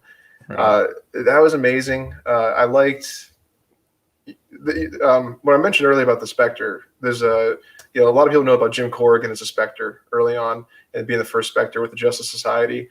One of the second or third person to take over the Spectre is Crispus Allen, and What a name. I know, right, Crispus. He's speaking to Gordon. I mean, I'm assuming it's him. I never looked at the credits to see if it's actually him or not, but Gordon calls him Crispus, and Crispus was a detective, so I'm only assuming. I guess this one kind of goes along with the dislike. I like the fact that they throw the newspaper down and it talks about I think it's Metropolis looking for a new architect for a job. Mm. That's got Jon Stewart written all over it. I don't know if that's a plan or not. I don't know why you zoom in on a newspaper like that for a little hint like that. But if that is truly the case, where's Hal at? Right. Where was he? What? I mean, as a Hal Jordan fan, not biased because of the name, I want to know. I want to know what happened. Maybe they could have got into that, but what were you gonna say? They are doing a Green Lantern movie reboot that will feature Jon Stewart, and they are also doing an HBO Max Green Lantern show that are focusing on not Jon Stewart or Hal Jordan, but it's heavily speculated that Hal Jordan will make an appearance in the series, but Jon Stewart is kind of like off limits for the series because of the movie reboot or anything. But so, I mean, even though this movie's Stewart, Comedy Central, right? Yeah, that's him. He's actually a Green Lantern too. Has been his whole life. Yeah. Yep. Why do you think he quit the Daily Show? He had to go back to the core.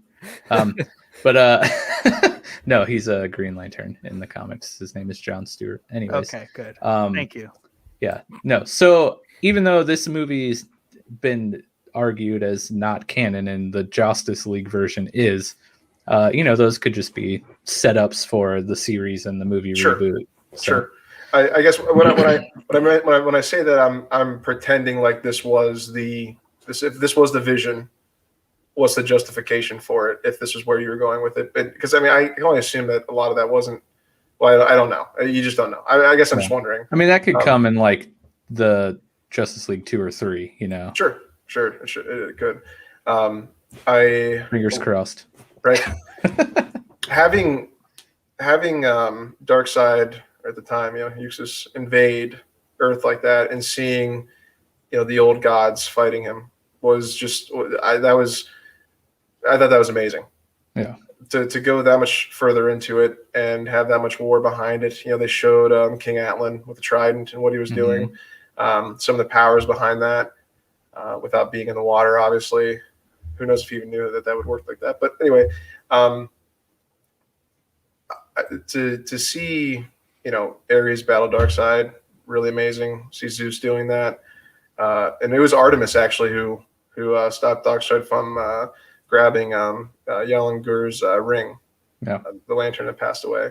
Which actually kind of a cool thing is, Yalangur, that Green Lantern, he was like a 1990s character that was introduced in comics, and they let everyone know in that series that he was like an ancient Green Lantern for Sector 2814, and to have them work that into that, it's kind of cool, right? Yeah. And they eventually worked that into the original Green Lantern, Alan Scott, in the history, because Yalangur's ring that goes up into the sky, it eventually molds in with a asteroid or comet, whichever in particular you want to use.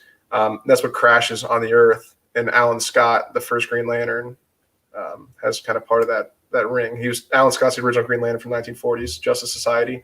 So that's kind of, I really like that he chose to use that character, put him there, and make that happen. Not only that, show more of them. Mm-hmm. The Batman fight sequences were like, it's just so much better. You didn't feel like he was a guy that's getting tossed around by parademons. I feel like Joss Whedon kind of, Batman would like punch one and you get thrown through like another story set of metal rails. That was huge. He copied Wonder Woman's bracers. I love that. You know, I mean, he's copying it, but he took the idea of it. So he does just, as a billionaire. exactly, Like, right? good idea. I need one. And the fact that he was copying it, and she kind of knew it after what Alfred told her what it was doing. So it was just like a straight call out, right? You know, the scene with Steppenwolf, you know, something I would actually keep into it now I think about it is when the Justice League's Steppenwolf says that, you know, my axe is still slick with the blood of your sisters, and she just gets pissed, right? I actually wish they kept that line. Yeah. But if that wasn't his original vision, they just, you know, got rid of it, right? But that whole fight scene was amazing. They did so many things well. Like it's just like Tom said, a lot of it leaves your mind when you're talking about it. But I have to say, seeing Barry Allen actually useful in the end, to have him not just moving around like Russian families. Just why the hell were they living there in the first place in the Justice League? Right. Like, I don't know. Like if any time you want to tell a girl to take the kids and go, that's it right there. You know, if he doesn't want to leave, he must have something against like the Soviets, right? I mean, like Age of Ultron. Then you got this poor Russian family. Like, come on, man. Yeah, I mean, but Cold War's over, bro. Right. He's like, no, it isn't. To give him an actual meaning in the end, which is huge, right? They lost, and he resets the timeline, and that whole sequence of rebuilding the ground as he's running, to everyone's, you know, the organics of everybody just reforming. I love that. You see level. Like Superman's like the bones in his arms and stuff. And in particular too, when they get the cyborg, it reminds you he's a little bit of human, right? Like it brings in some of the flesh with the metal. Like the atomic level, it's really, really cool that they did that. You know, they set up Ryan Choi as the Atom. Again, where's Ray, right? Where's Ray Palmer at? Yep. But rest in peace. Yeah, probably knowing this, but to go into that, I'm sure we'll have a whole thing on the nightmare sequence. But that whole hearing Deathstroke in discussion with Lex Luthor was really cool. The nightmare scene was amazing. Like I said, I'll save a lot of that for that. But the defeat of Steppenwolf, to have one thing I love about what Zack Snyder's always done, and he kept this, is he never compromises the strength of Superman. Superman can absolutely wreck Steppenwolf, right? They don't dwindle him down. They don't do anything. They never compromise his power without any reason.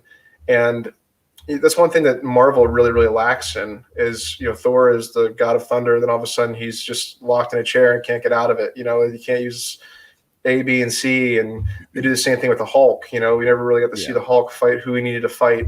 They kind of neuter these characters to fit a narrative. They don't do that with Superman. There was no plan to do it. And Superman. Exactly. He did his flex, and this guy was nothing, and that set up what would be, you know, the vision of, well, how's he going to do against Darkseid, right? And the build up where everyone working together like that was just amazing for the killing blow. You know, uppercut by Superman.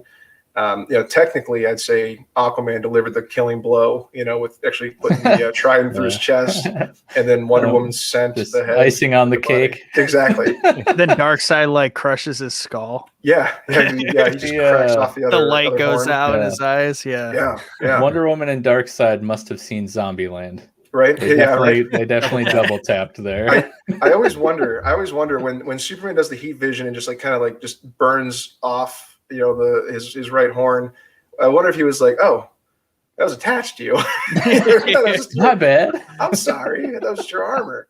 And I actually really liked, honestly, the techno-organic armor.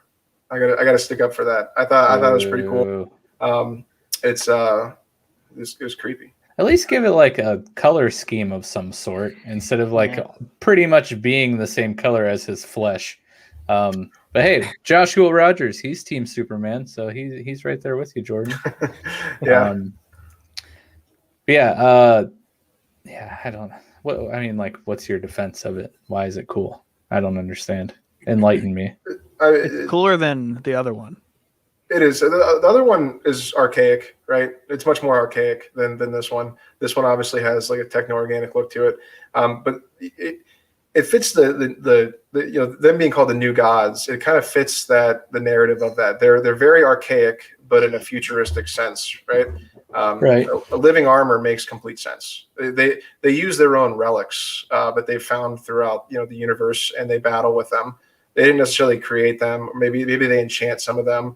It has a heavy archaic yet futuristic look to it.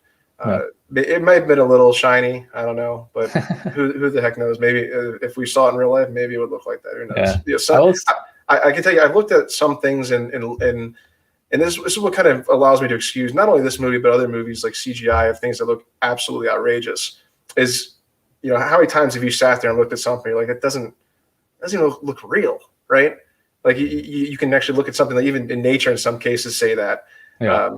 Who the hell knows? Yeah, it's I will say benefit of the doubt king right there. I guess. The part where he like just flexes and snaps all the arrows like off of him when he's battling the Amazons. That part was pretty cool. But yeah. I like that he rocks a battle axe, like a two-handed battle axe. Yeah. Like that's sweet. Mm-hmm. Yeah. But yeah, Jordan, again, you just live in my mind because I was 100% saving the nightmare sequence as like the big like talking point. Oh, okay. So all the post like movie parts are just awesome. I liked all of them. Yeah. So they are awesome, but I don't think they were necessary to tell the story. And now I know your point, Jordan, for like, he was let him show what his vision would have been if we were in an alternate universe where he just got to do it, right? But at the same time, like, just tell your story. Yeah. Focus on the story. I don't know, but I think they are awesome. Real quick. Like, I guess my question is, what isn't his story out of it though? Again, like the after sequences are just setting up new stories, which we're not going to get. Most of them were shot when it was reapproved, or like when it was announced that he would be allowed to do it. So it's like, yeah, let's go ahead and shoot like all these after scenes and add them into something that it's not part of the story. It's not part of the Snyder Cut, right? They're just they're launch pads for movies that I already said I'm never going to make because I'm done making comic book movies. So I think the only one that was actually like newly written is the nightmare sequence. I think all the other ones of the epilogue were already there. Yeah. So his main idea behind this was, well, if they want to see the Snyder Cut, I want them to see how I was going to do it. And those cliffhangers were there prior to this. And I guess the only critique you could say is, or maybe what you're trying to say is, he should have wrote an ending to it, an actual ending to it, and maybe those should have been the reshoots.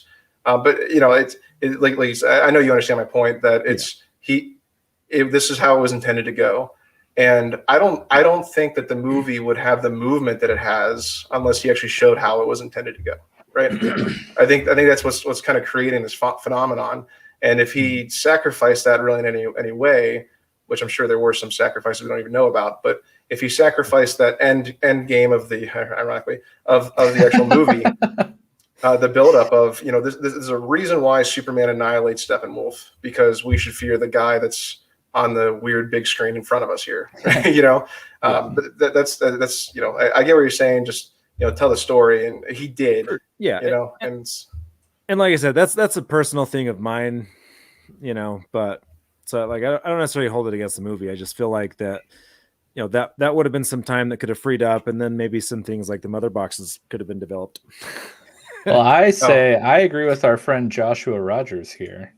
The whole point of all these cliffhangers leads to HBO Max attempting to buy the Snyderverse from WB, which I actually did glance at an article today saying the same thing, but WB is, of course, the worst studio in the existence of mankind. So, well, that used to be Fox. It used to be Fox. Yeah. Hey, WB's giving them a run for their money. Yeah, I think it still is. I think it still is Fox, to be honest with you.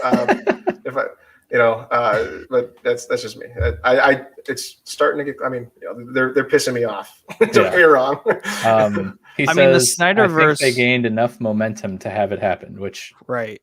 it's starting to look that way, and I have my fingers crossed for sure. I was thinking that earlier when you were saying, WB and HBO. It's weird to hear those two together because I consider them completely different in nature. Like WB is that overreaching executive board, and then HBO is like that. Hey, if you want to make something crazy and ridiculous, but it's going to work and be great and people are going to love it, that's what we want. So I feel like Space Jam. yeah,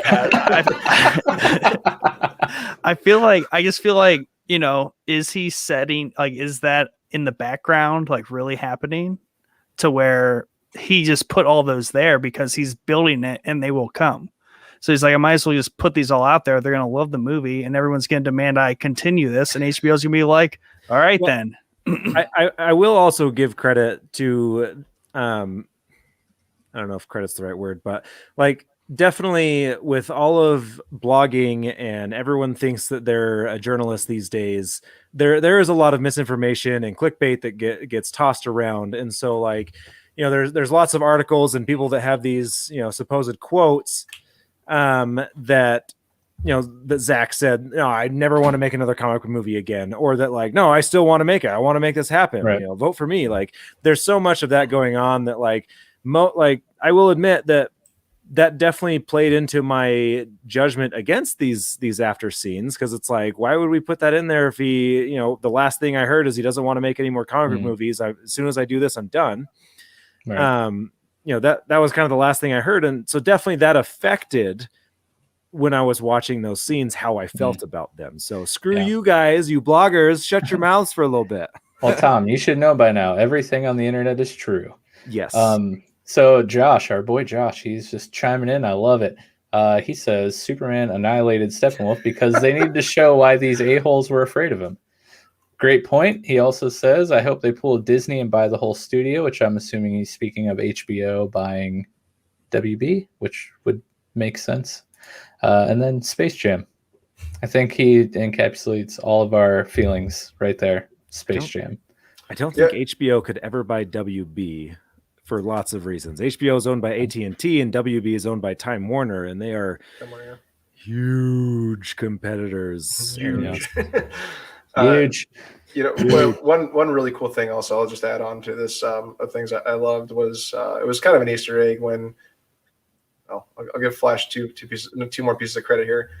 In the scene where he's saving Iris, I'm assuming Iris, the truck, it has it says Gardner Fox Produce on it. And Gardner Fox was the original idea, or the original person who encapsulated the idea of bringing a bunch of characters together in the 1940s, which made the first superhero team, the Justice Society. And there was one other name. Who was it?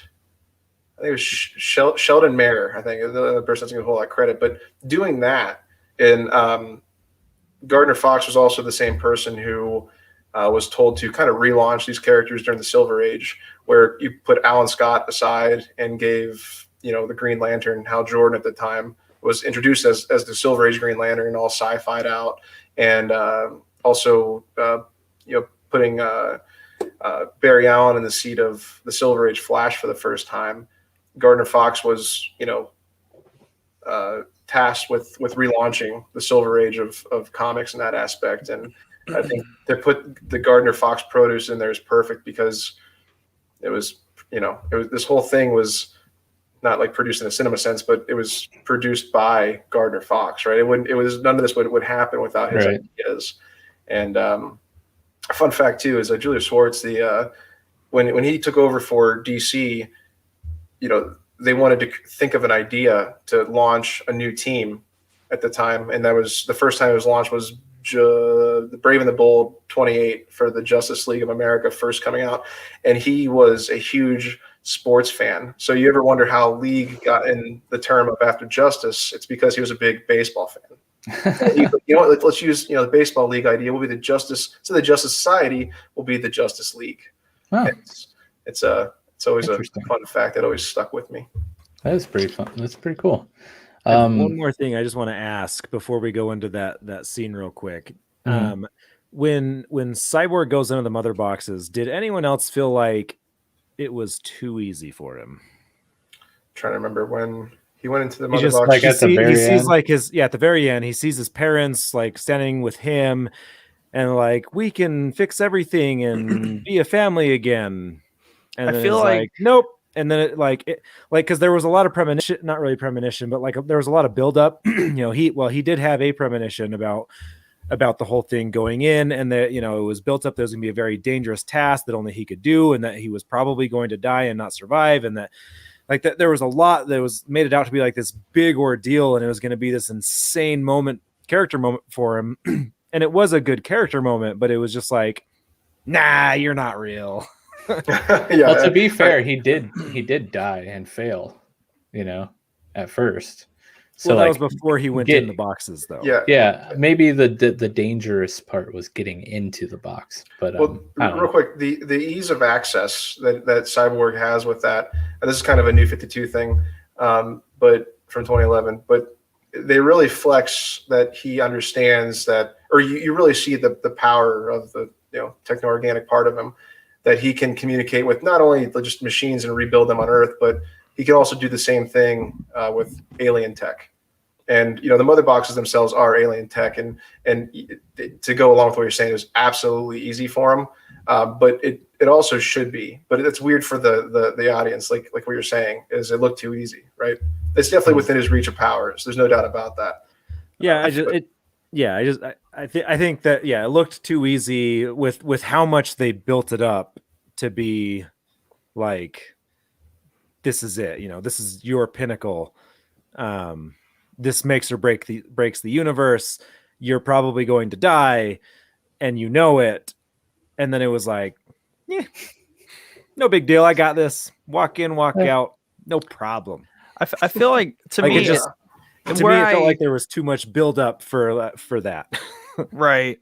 I mean, where I did complain about like his brooding in most of the movie, I think that did build up to it, because I think he got all his angst out in the movie. And by the time he gets to that point, he's really kind of like, I know what I am. I know what I can do, and I can do this. He seemed very confident going into it.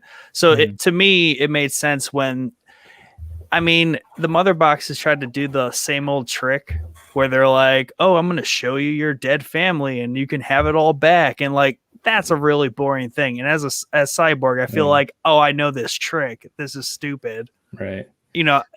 To me, that's how I kind of justify it.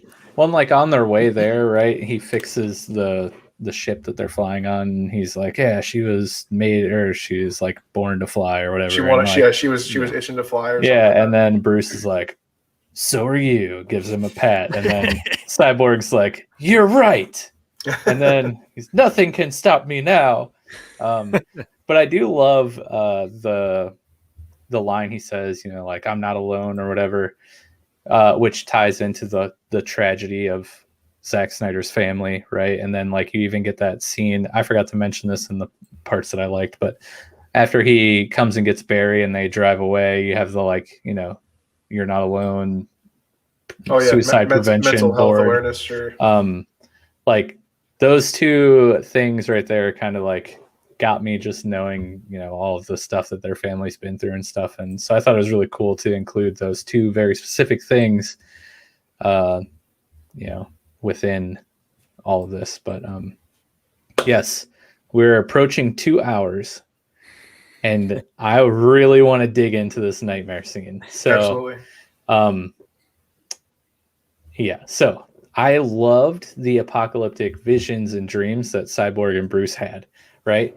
And this very much has to do with Barry Allen changing, bending time, right? Because you see when they're going to resurrect Superman, the cube actually touches the water before Barry gets there, right? So he has to reverse time a little bit, and it comes back up, and then they're able to do it. And it wasn't until they reversed the time there that Cyborg has his vision of the future, or the alternate timeline, or whatever you want to call it, where Wonder Woman's dead and just like roasting on a fire. Aquaman's being impaled by Darkseid in Atlantis. Superman's cradling Lois's like scorched corpse in the Batcave, the ruins of the Batcave, I should say. And then Darkseid walks up and like, you know, in a consoling way, places his hand on Superman's shoulder, and that's kind of like the moment that Superman turns to the dark side. That was really terrible. I'm sorry. Please don't give me a sympathy laugh for that. But then, you know, then you see Superman fly, like evil Superman flying over the Hall of Justice, like holding Batman's cowl that he like ripped off of him from Batman Cowl. vs Superman. They said towel for a second. Like, what? He said he was showering, Batman was like, actually showering, and Superman did the most evil thing and took his towel and all of his clothes. completely naked, other than his mask. Yeah. You know? Take that. But like that scene was really cool, and at the time, I didn't really like understand what caused it, right? And it kind of plays off of, you know, with Superman holding Batman's mask. Don't want to confuse Jordan anymore. But this plays off the Batman versus Superman nightmare, right? Where Batman gets captured and, you know, his heart ripped out basically by Superman. The mask is ripped off there. But again, that scene in Batman vs Superman alone was rather confusing and jarring, because you're like, this is out of nowhere. And then like you have the part where Barry's like reaching through, and you think that's also part of the dream, where he's like, she's the key, Lois is the key, like you have to, like, you were right about him, I'm too early, am I too early, like you got to find us.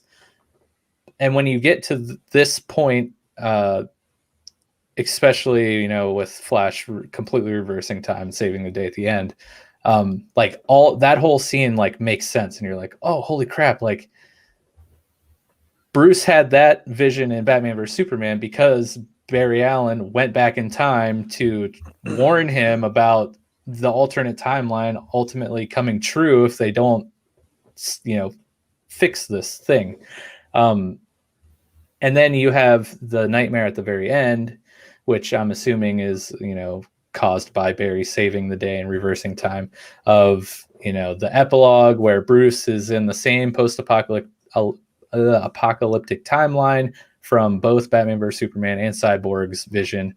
And he's standing there with Cyborg and Flash in his cool armor suit, which is the same armor suit from Batman vs Superman when he comes through time there. You have Mara, you have Deathstroke, and the Joker, which are two very unsuspecting people that, you know, took me off guard seeing them.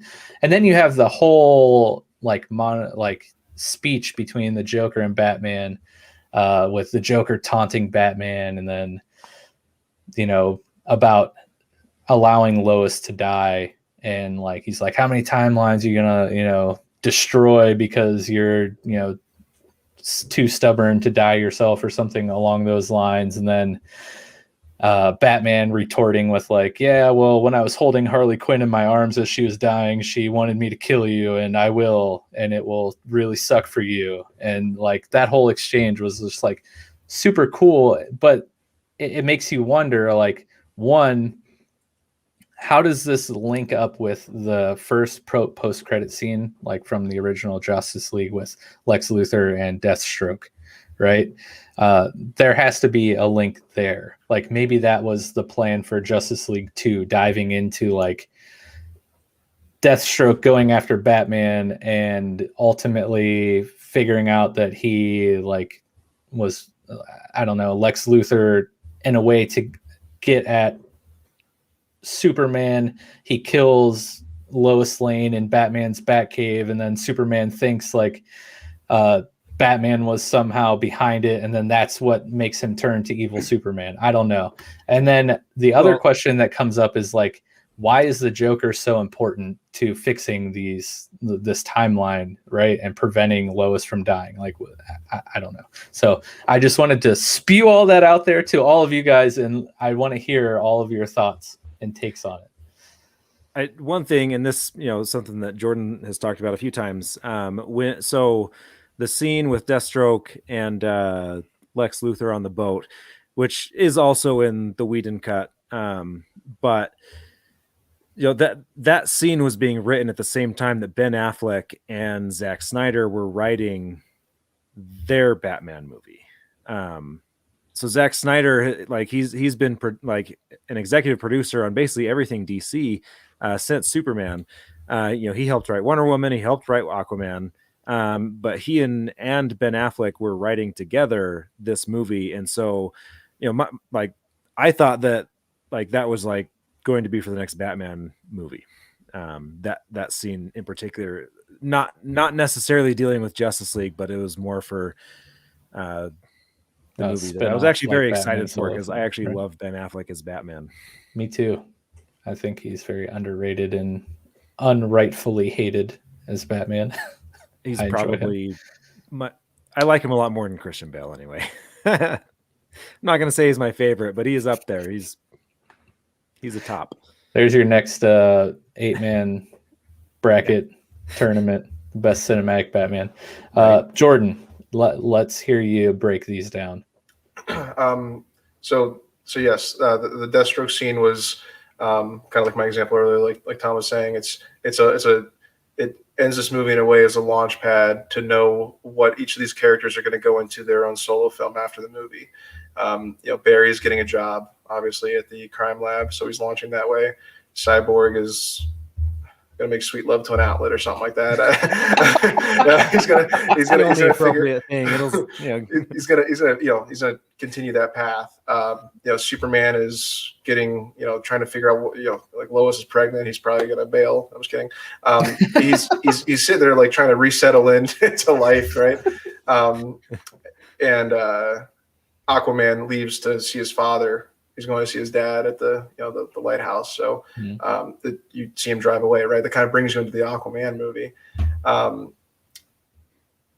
So the idea though is, Deathstroke was supposed to go after Batman in that solo movie. So there was a lot with that, which had they done that, this nightmare scene would have been even more important, because you would have seen the battle between them. And Deathstroke was, if they were doing that movie correctly, Deathstroke should basically almost kill Batman, but Batman figures his way out of it, obviously.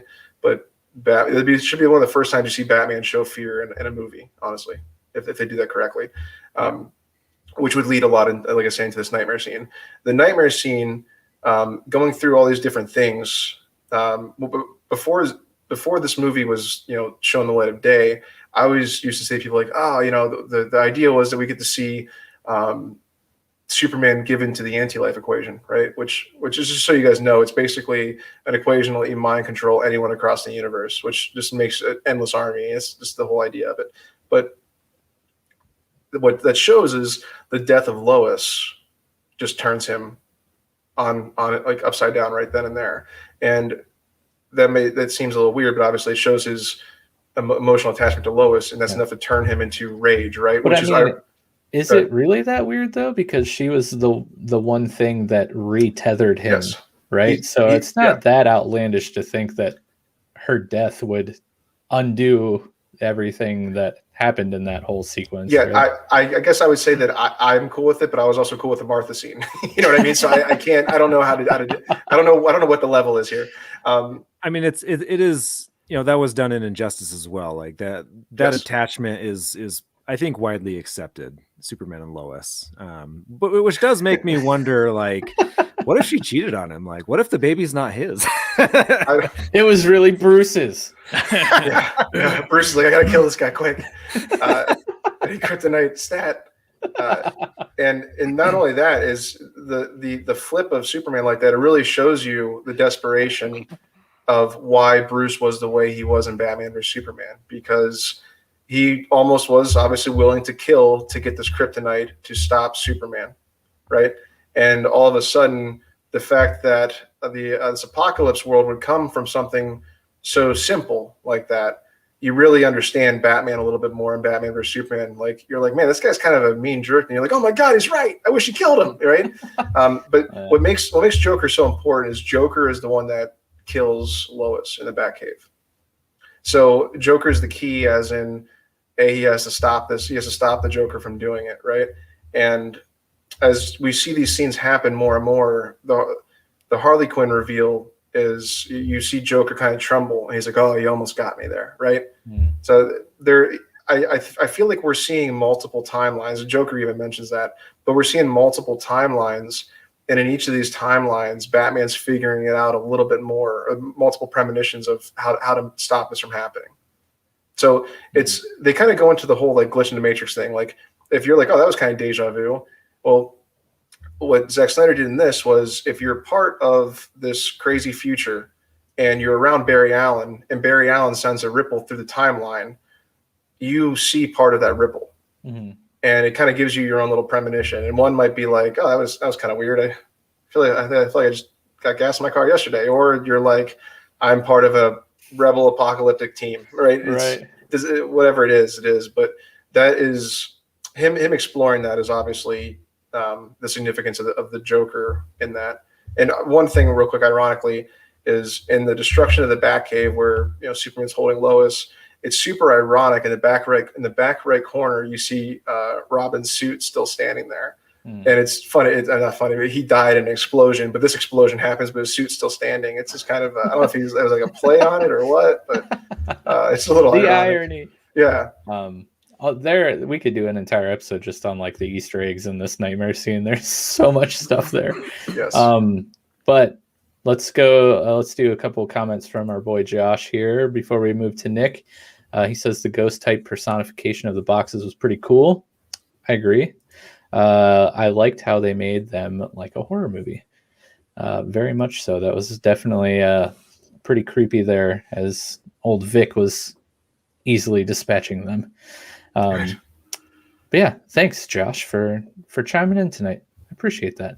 But Nick, what how did you feel about like, first off, the nightmare scene at the end of the Snyder Cut, but also Cyborg's premonition, and even tying back all the way to the Batman vs Superman nightmare? Yeah, so obviously I didn't understand the Batman vs Superman nightmare at all. Like, I was completely confused by it. Like, how does this fit in? And the fact that then, they reintroduce, they mention it multiple times, because Batman obviously, even says he has a premonition or whatever. Yeah. He alludes to it.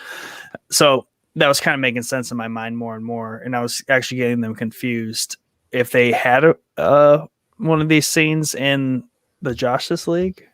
Do they or no? Not at all. No, they actually they're just like, yeah, that never happened. So okay, good. So then, it's the Batman. Just be eternally confused about that one scene in that one movie. Okay, good. So yeah, so then, the Justice League does have some nightmare scenes, but they're very different. Yeah. Okay. But yeah, I like the Cyborg one because I just felt like it was impactful, because he just kind of was like, "Don't do it" to Barry, and he was just like, I don't know, I can't quite hear you, so I'm just gonna do it. I'm gonna run. So I just felt like that was a interesting moment for Cyborg, because he saw the same thing basically that Bruce was seeing, and he was just like, yeah, let's not do this.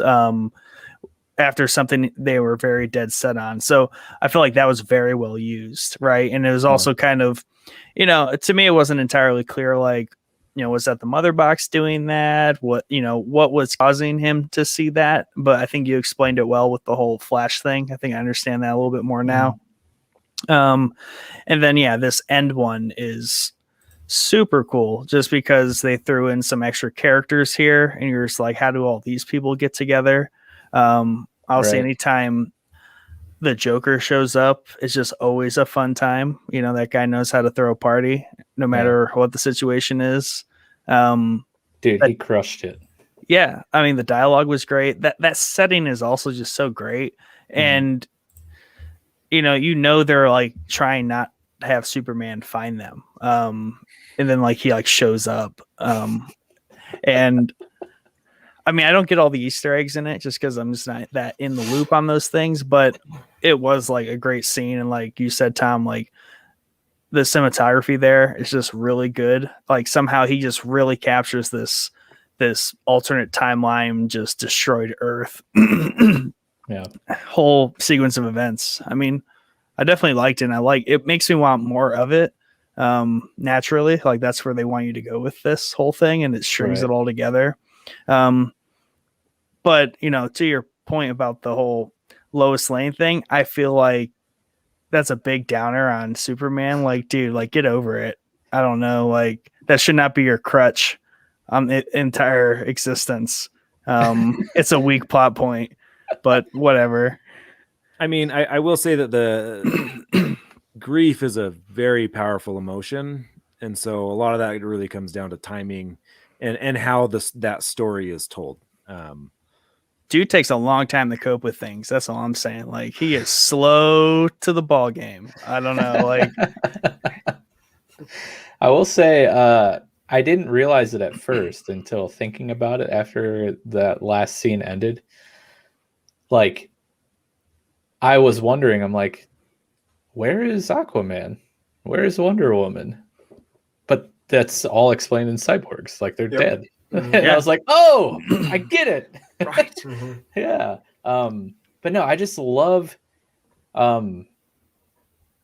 the beginnings of you like really actually utilizing the multiverse in storytelling rather than just as like a gimmick to be like, oh yeah, we have the multiverse too. Like we kind of yet to really see Marvel really use it, right? I mean, they just teased it, they bonered us with Evan Peters. Like with this, there's actually like a very heavy story element, right? They're trying to prevent this alternate timeline in this one multiverse, right, where Superman turns evil, and like, how are they going to stop him? Well, it gets you more behind Batman's point in Yeah. killing him, like you said. Exactly like Jordan said. Yeah. Yeah. Yeah. And the Yeah, same thing with Cyborg, and he saw it too. So you're almost like this Mhm. whole time it's like, yeah, don't resurrect him. Like, yeah. like yes, do it for the sake of more movies and let's see it, but also don't do it. Like it's a bad Yeah. idea.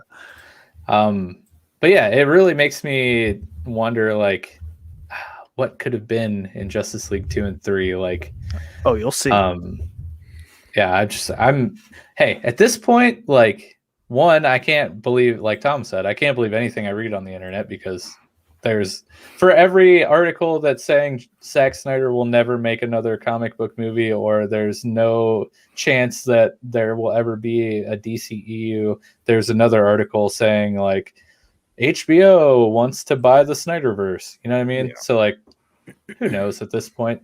And like the fact that this movie even happened in the first place because of fans, going viral with a hashtag, right? Demanding to see this. This is like, though, to me, the only thing that like net positive of this whole like Twitter mob, like, not to spiral this podcast into Uncancel that, culture. but like, Uncancel Zack Snyder. it finally worked in my benefit somehow in a positive way. Instead of destroying somebody or canceling someone, we made something happen. That's amazing. But maybe not to WB, but to everyone else, it's amazing. I also just want to say that like that scene showed Jared Leto as a viable Joker, where up until this moment he was unfairly mocked. And I say unfairly because Suicide Squad is another example of studio overreach, which is kind of what I opened with, right? No. And David Ayer, right? Ayer, yeah. He's come out and said that release the Ayer cut. Yeah. He's like, I have the Ayer cut. Like, I feel like every director is going to pull that card now. Hey guys, I got it. But like, watching Suicide Squad, it's obvious. Like you can see like the artificial like studio involvement, right?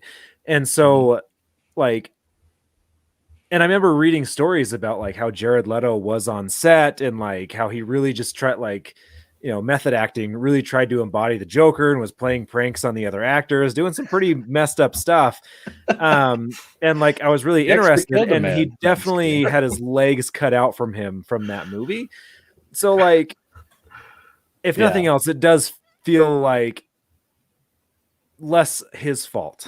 Right. Yeah, exactly. Yeah. That's exactly what I was going to say. Like, yes, that Joker was terrible, but it's not because of Jared Leto. Like He was in the wrong movie. he was just doing what he was told to do, and then like it just got mishmashed into whatever we got. And it probably was only like, maybe it wasn't even that terrible, but the editing choices that were made, they just picked the weirdest crap to throw in there. Like, like, I'm sure there was a lot that could have justified it, or like that would have made it a lot more interesting. I mean, who knows? No one except David Ayer. Right. David, we know you're watching. Would you jump on for a minute here? Yes, please. What happened? One thing you can also do to kind of look at the contrast of how the movie changed really quick is look up the Comic-Con trailer, the San Diego Comic-Con trailer of the Suicide Squad, and compare that to the first official trailer for the Suicide Squad. You have a completely different soundtrack, and the visuals go from just like a deeper and darker color scheme to the bright pink bubblegum chewing whatever, bubblegum crisis. They like the cover of the movie. Mm-hmm. They actually hired a completely different editing studio, and that's why that difference is there between the trailers. It's it wasn't good. So dumb. So terrible. Yeah, and you can tell the original intent was to feel sorry for these characters and make it like a, just you feel bad for them in the end, right? Mm-hmm. Instead, we're just like, I don't know, Killer Croc was so bad, I can't. Well, that's kind of how the Suicide Squad comics are. Is like it's not light and bubbly and fun. Like it's dark. Like we're talking about people that are being manipulated by the government, right? Yeah.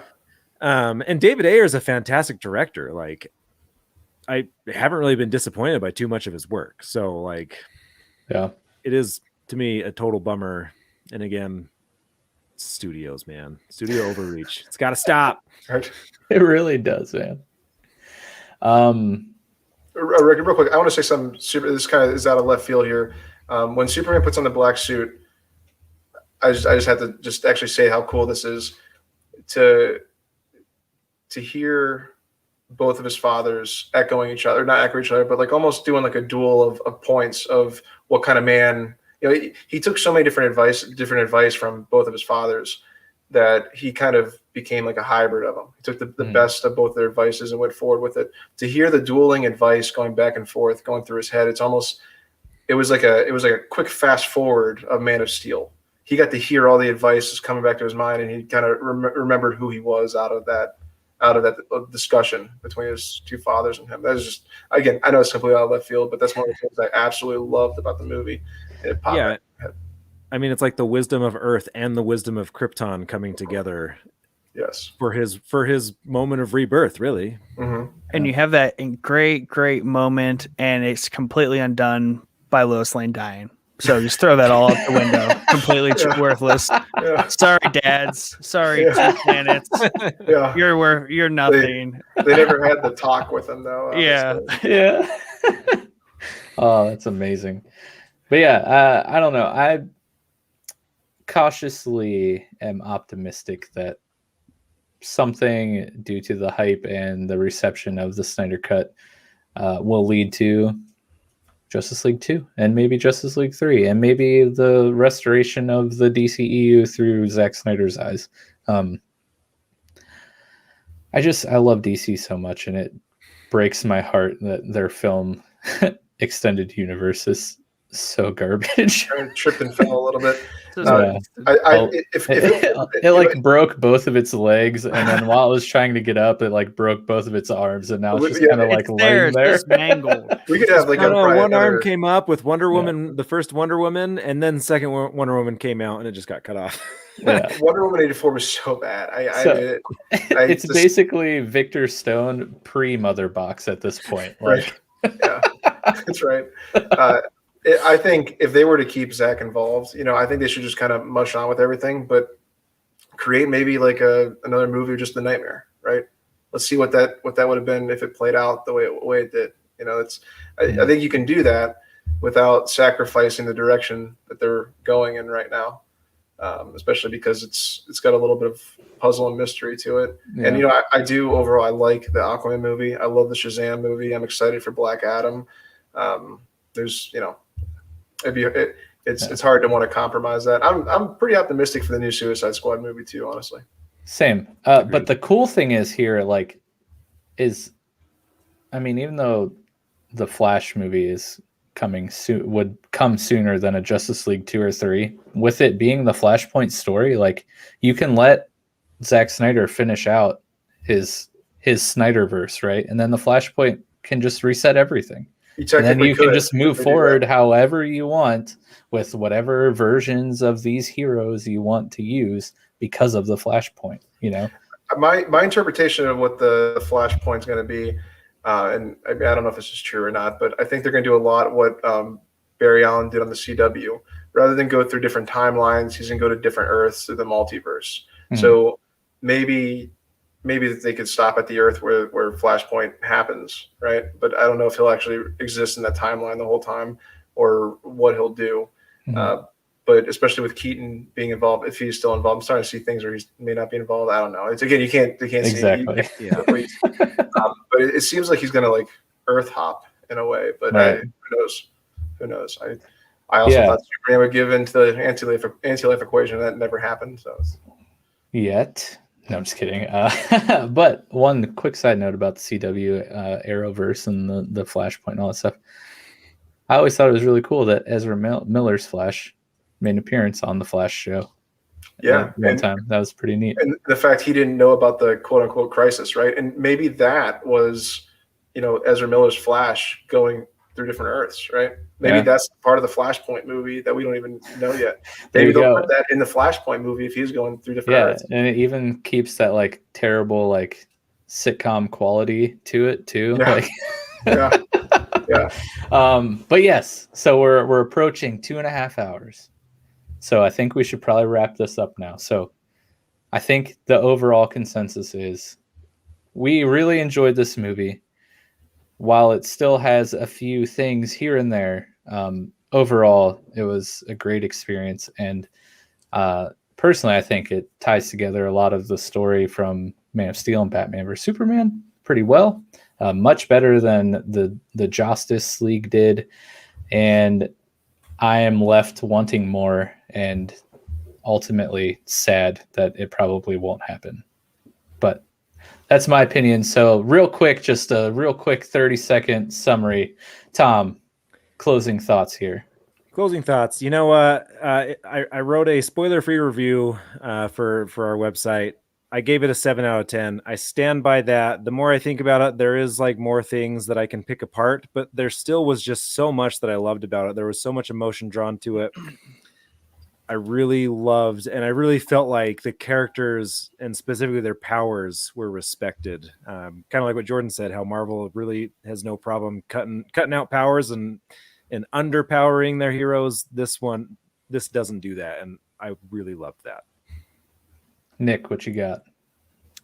I really liked it. I'm going to rewatch Man of Steel, Batman vs. Superman. Definitely Batman vs. Superman because that's the least watched one for me, just because I think it was in a weird time.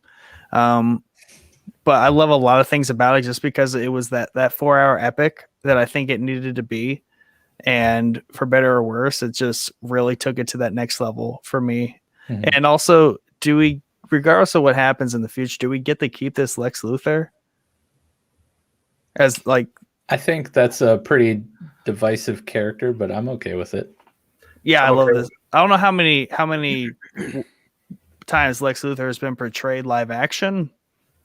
None. One. More actually, probably more than you think. But it's there's something I don't even know about that I keep hearing about. Like what? Okay. Yeah, I really like Jesse Eisenberg.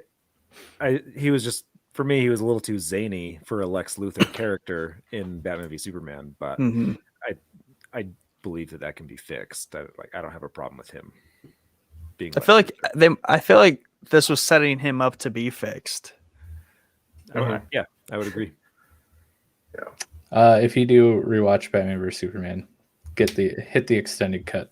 Yes, the director's cut. Yes. Yeah. So Jordan, closing remarks. What you got?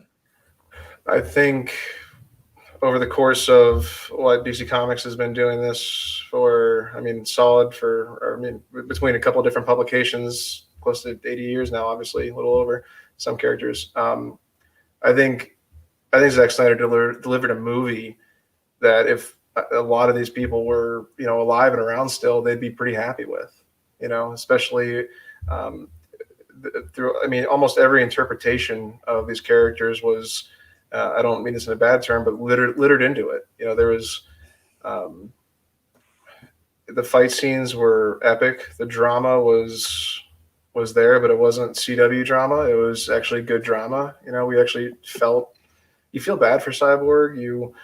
You awkwardly feel bad for, you know, Flash. It makes you say to yourself that, okay, you know, Batman is one end of the spectrum where he's a pulp character, can't really do anything, and Superman can throw planets across a galaxy if he wanted to. And everything else fits in between these two characters. The whole DC universe fits between these two characters, and keeping them both in the spotlight and showing so many different powers and mythology and just all the different things that show in between these two characters is just the epitome of what DC Comics is to me, is what keeps me around as a reader. And not only as a reader, but just as a you know, fanatic for the characters themselves. It's just I almost said it did everything justice. I don't know why these keep happening. Why do these keep happening? I don't know. Turned him to the dark side. It took me a second to get that joke, by the way. I almost lost it when I got it. But yeah, this movie, it did everything the other one didn't do. The other one felt like an episode of Justice League Unlimited, whereas this one felt like its own great Justice League novel. So, yeah, very well put. If you haven't seen it yet, first off, why did you spend 2.5 hours listening to us spoil the crap out of it? Spoiler warning, spoilers. Yeah, so crap, spoiler warning. Yeah, I'll probably rewatch it again. I'll try to man up and go straight through. I loved it, and I'm so happy that it came to fruition. I did, while you guys were talking, sadly forget that we actually had a Discord comment, so I'm going to read it real quick. We don't have much time to dig into it, and it's a nice sized comment, so we'll just read this and let it sit. And thank you guys for listening. Yeah, here we go. Troidal Power from our Discord server. He says, I'll admit off the top that I know Zack Snyder's general style and specific perspective aren't for me. I thought it was a more complete story than the original cut, but it was also massively bloated and boring boring slow motion nonsense.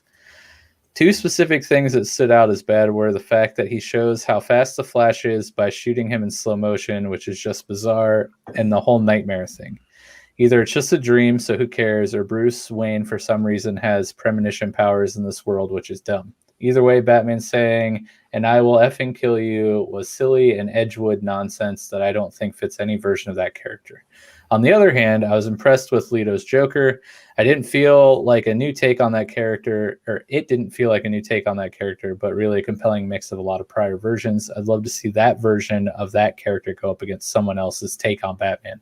And then he says, in a separate comment, that was super negative. Sorry. There's a lot I like about this movie, but I think I was soured on the idea of trying to cram so much into one single thing, even though I watched it spread out. Just changing the format to a miniseries would have changed my perspective on it. So never feel bad about your opinion, even if it's wrong. No, I'm just kidding. You sound like Brian. Yeah. Sir, I will say, hopefully by the end of this episode, if you did listen, the premonition and nightmare scene makes a little more sense.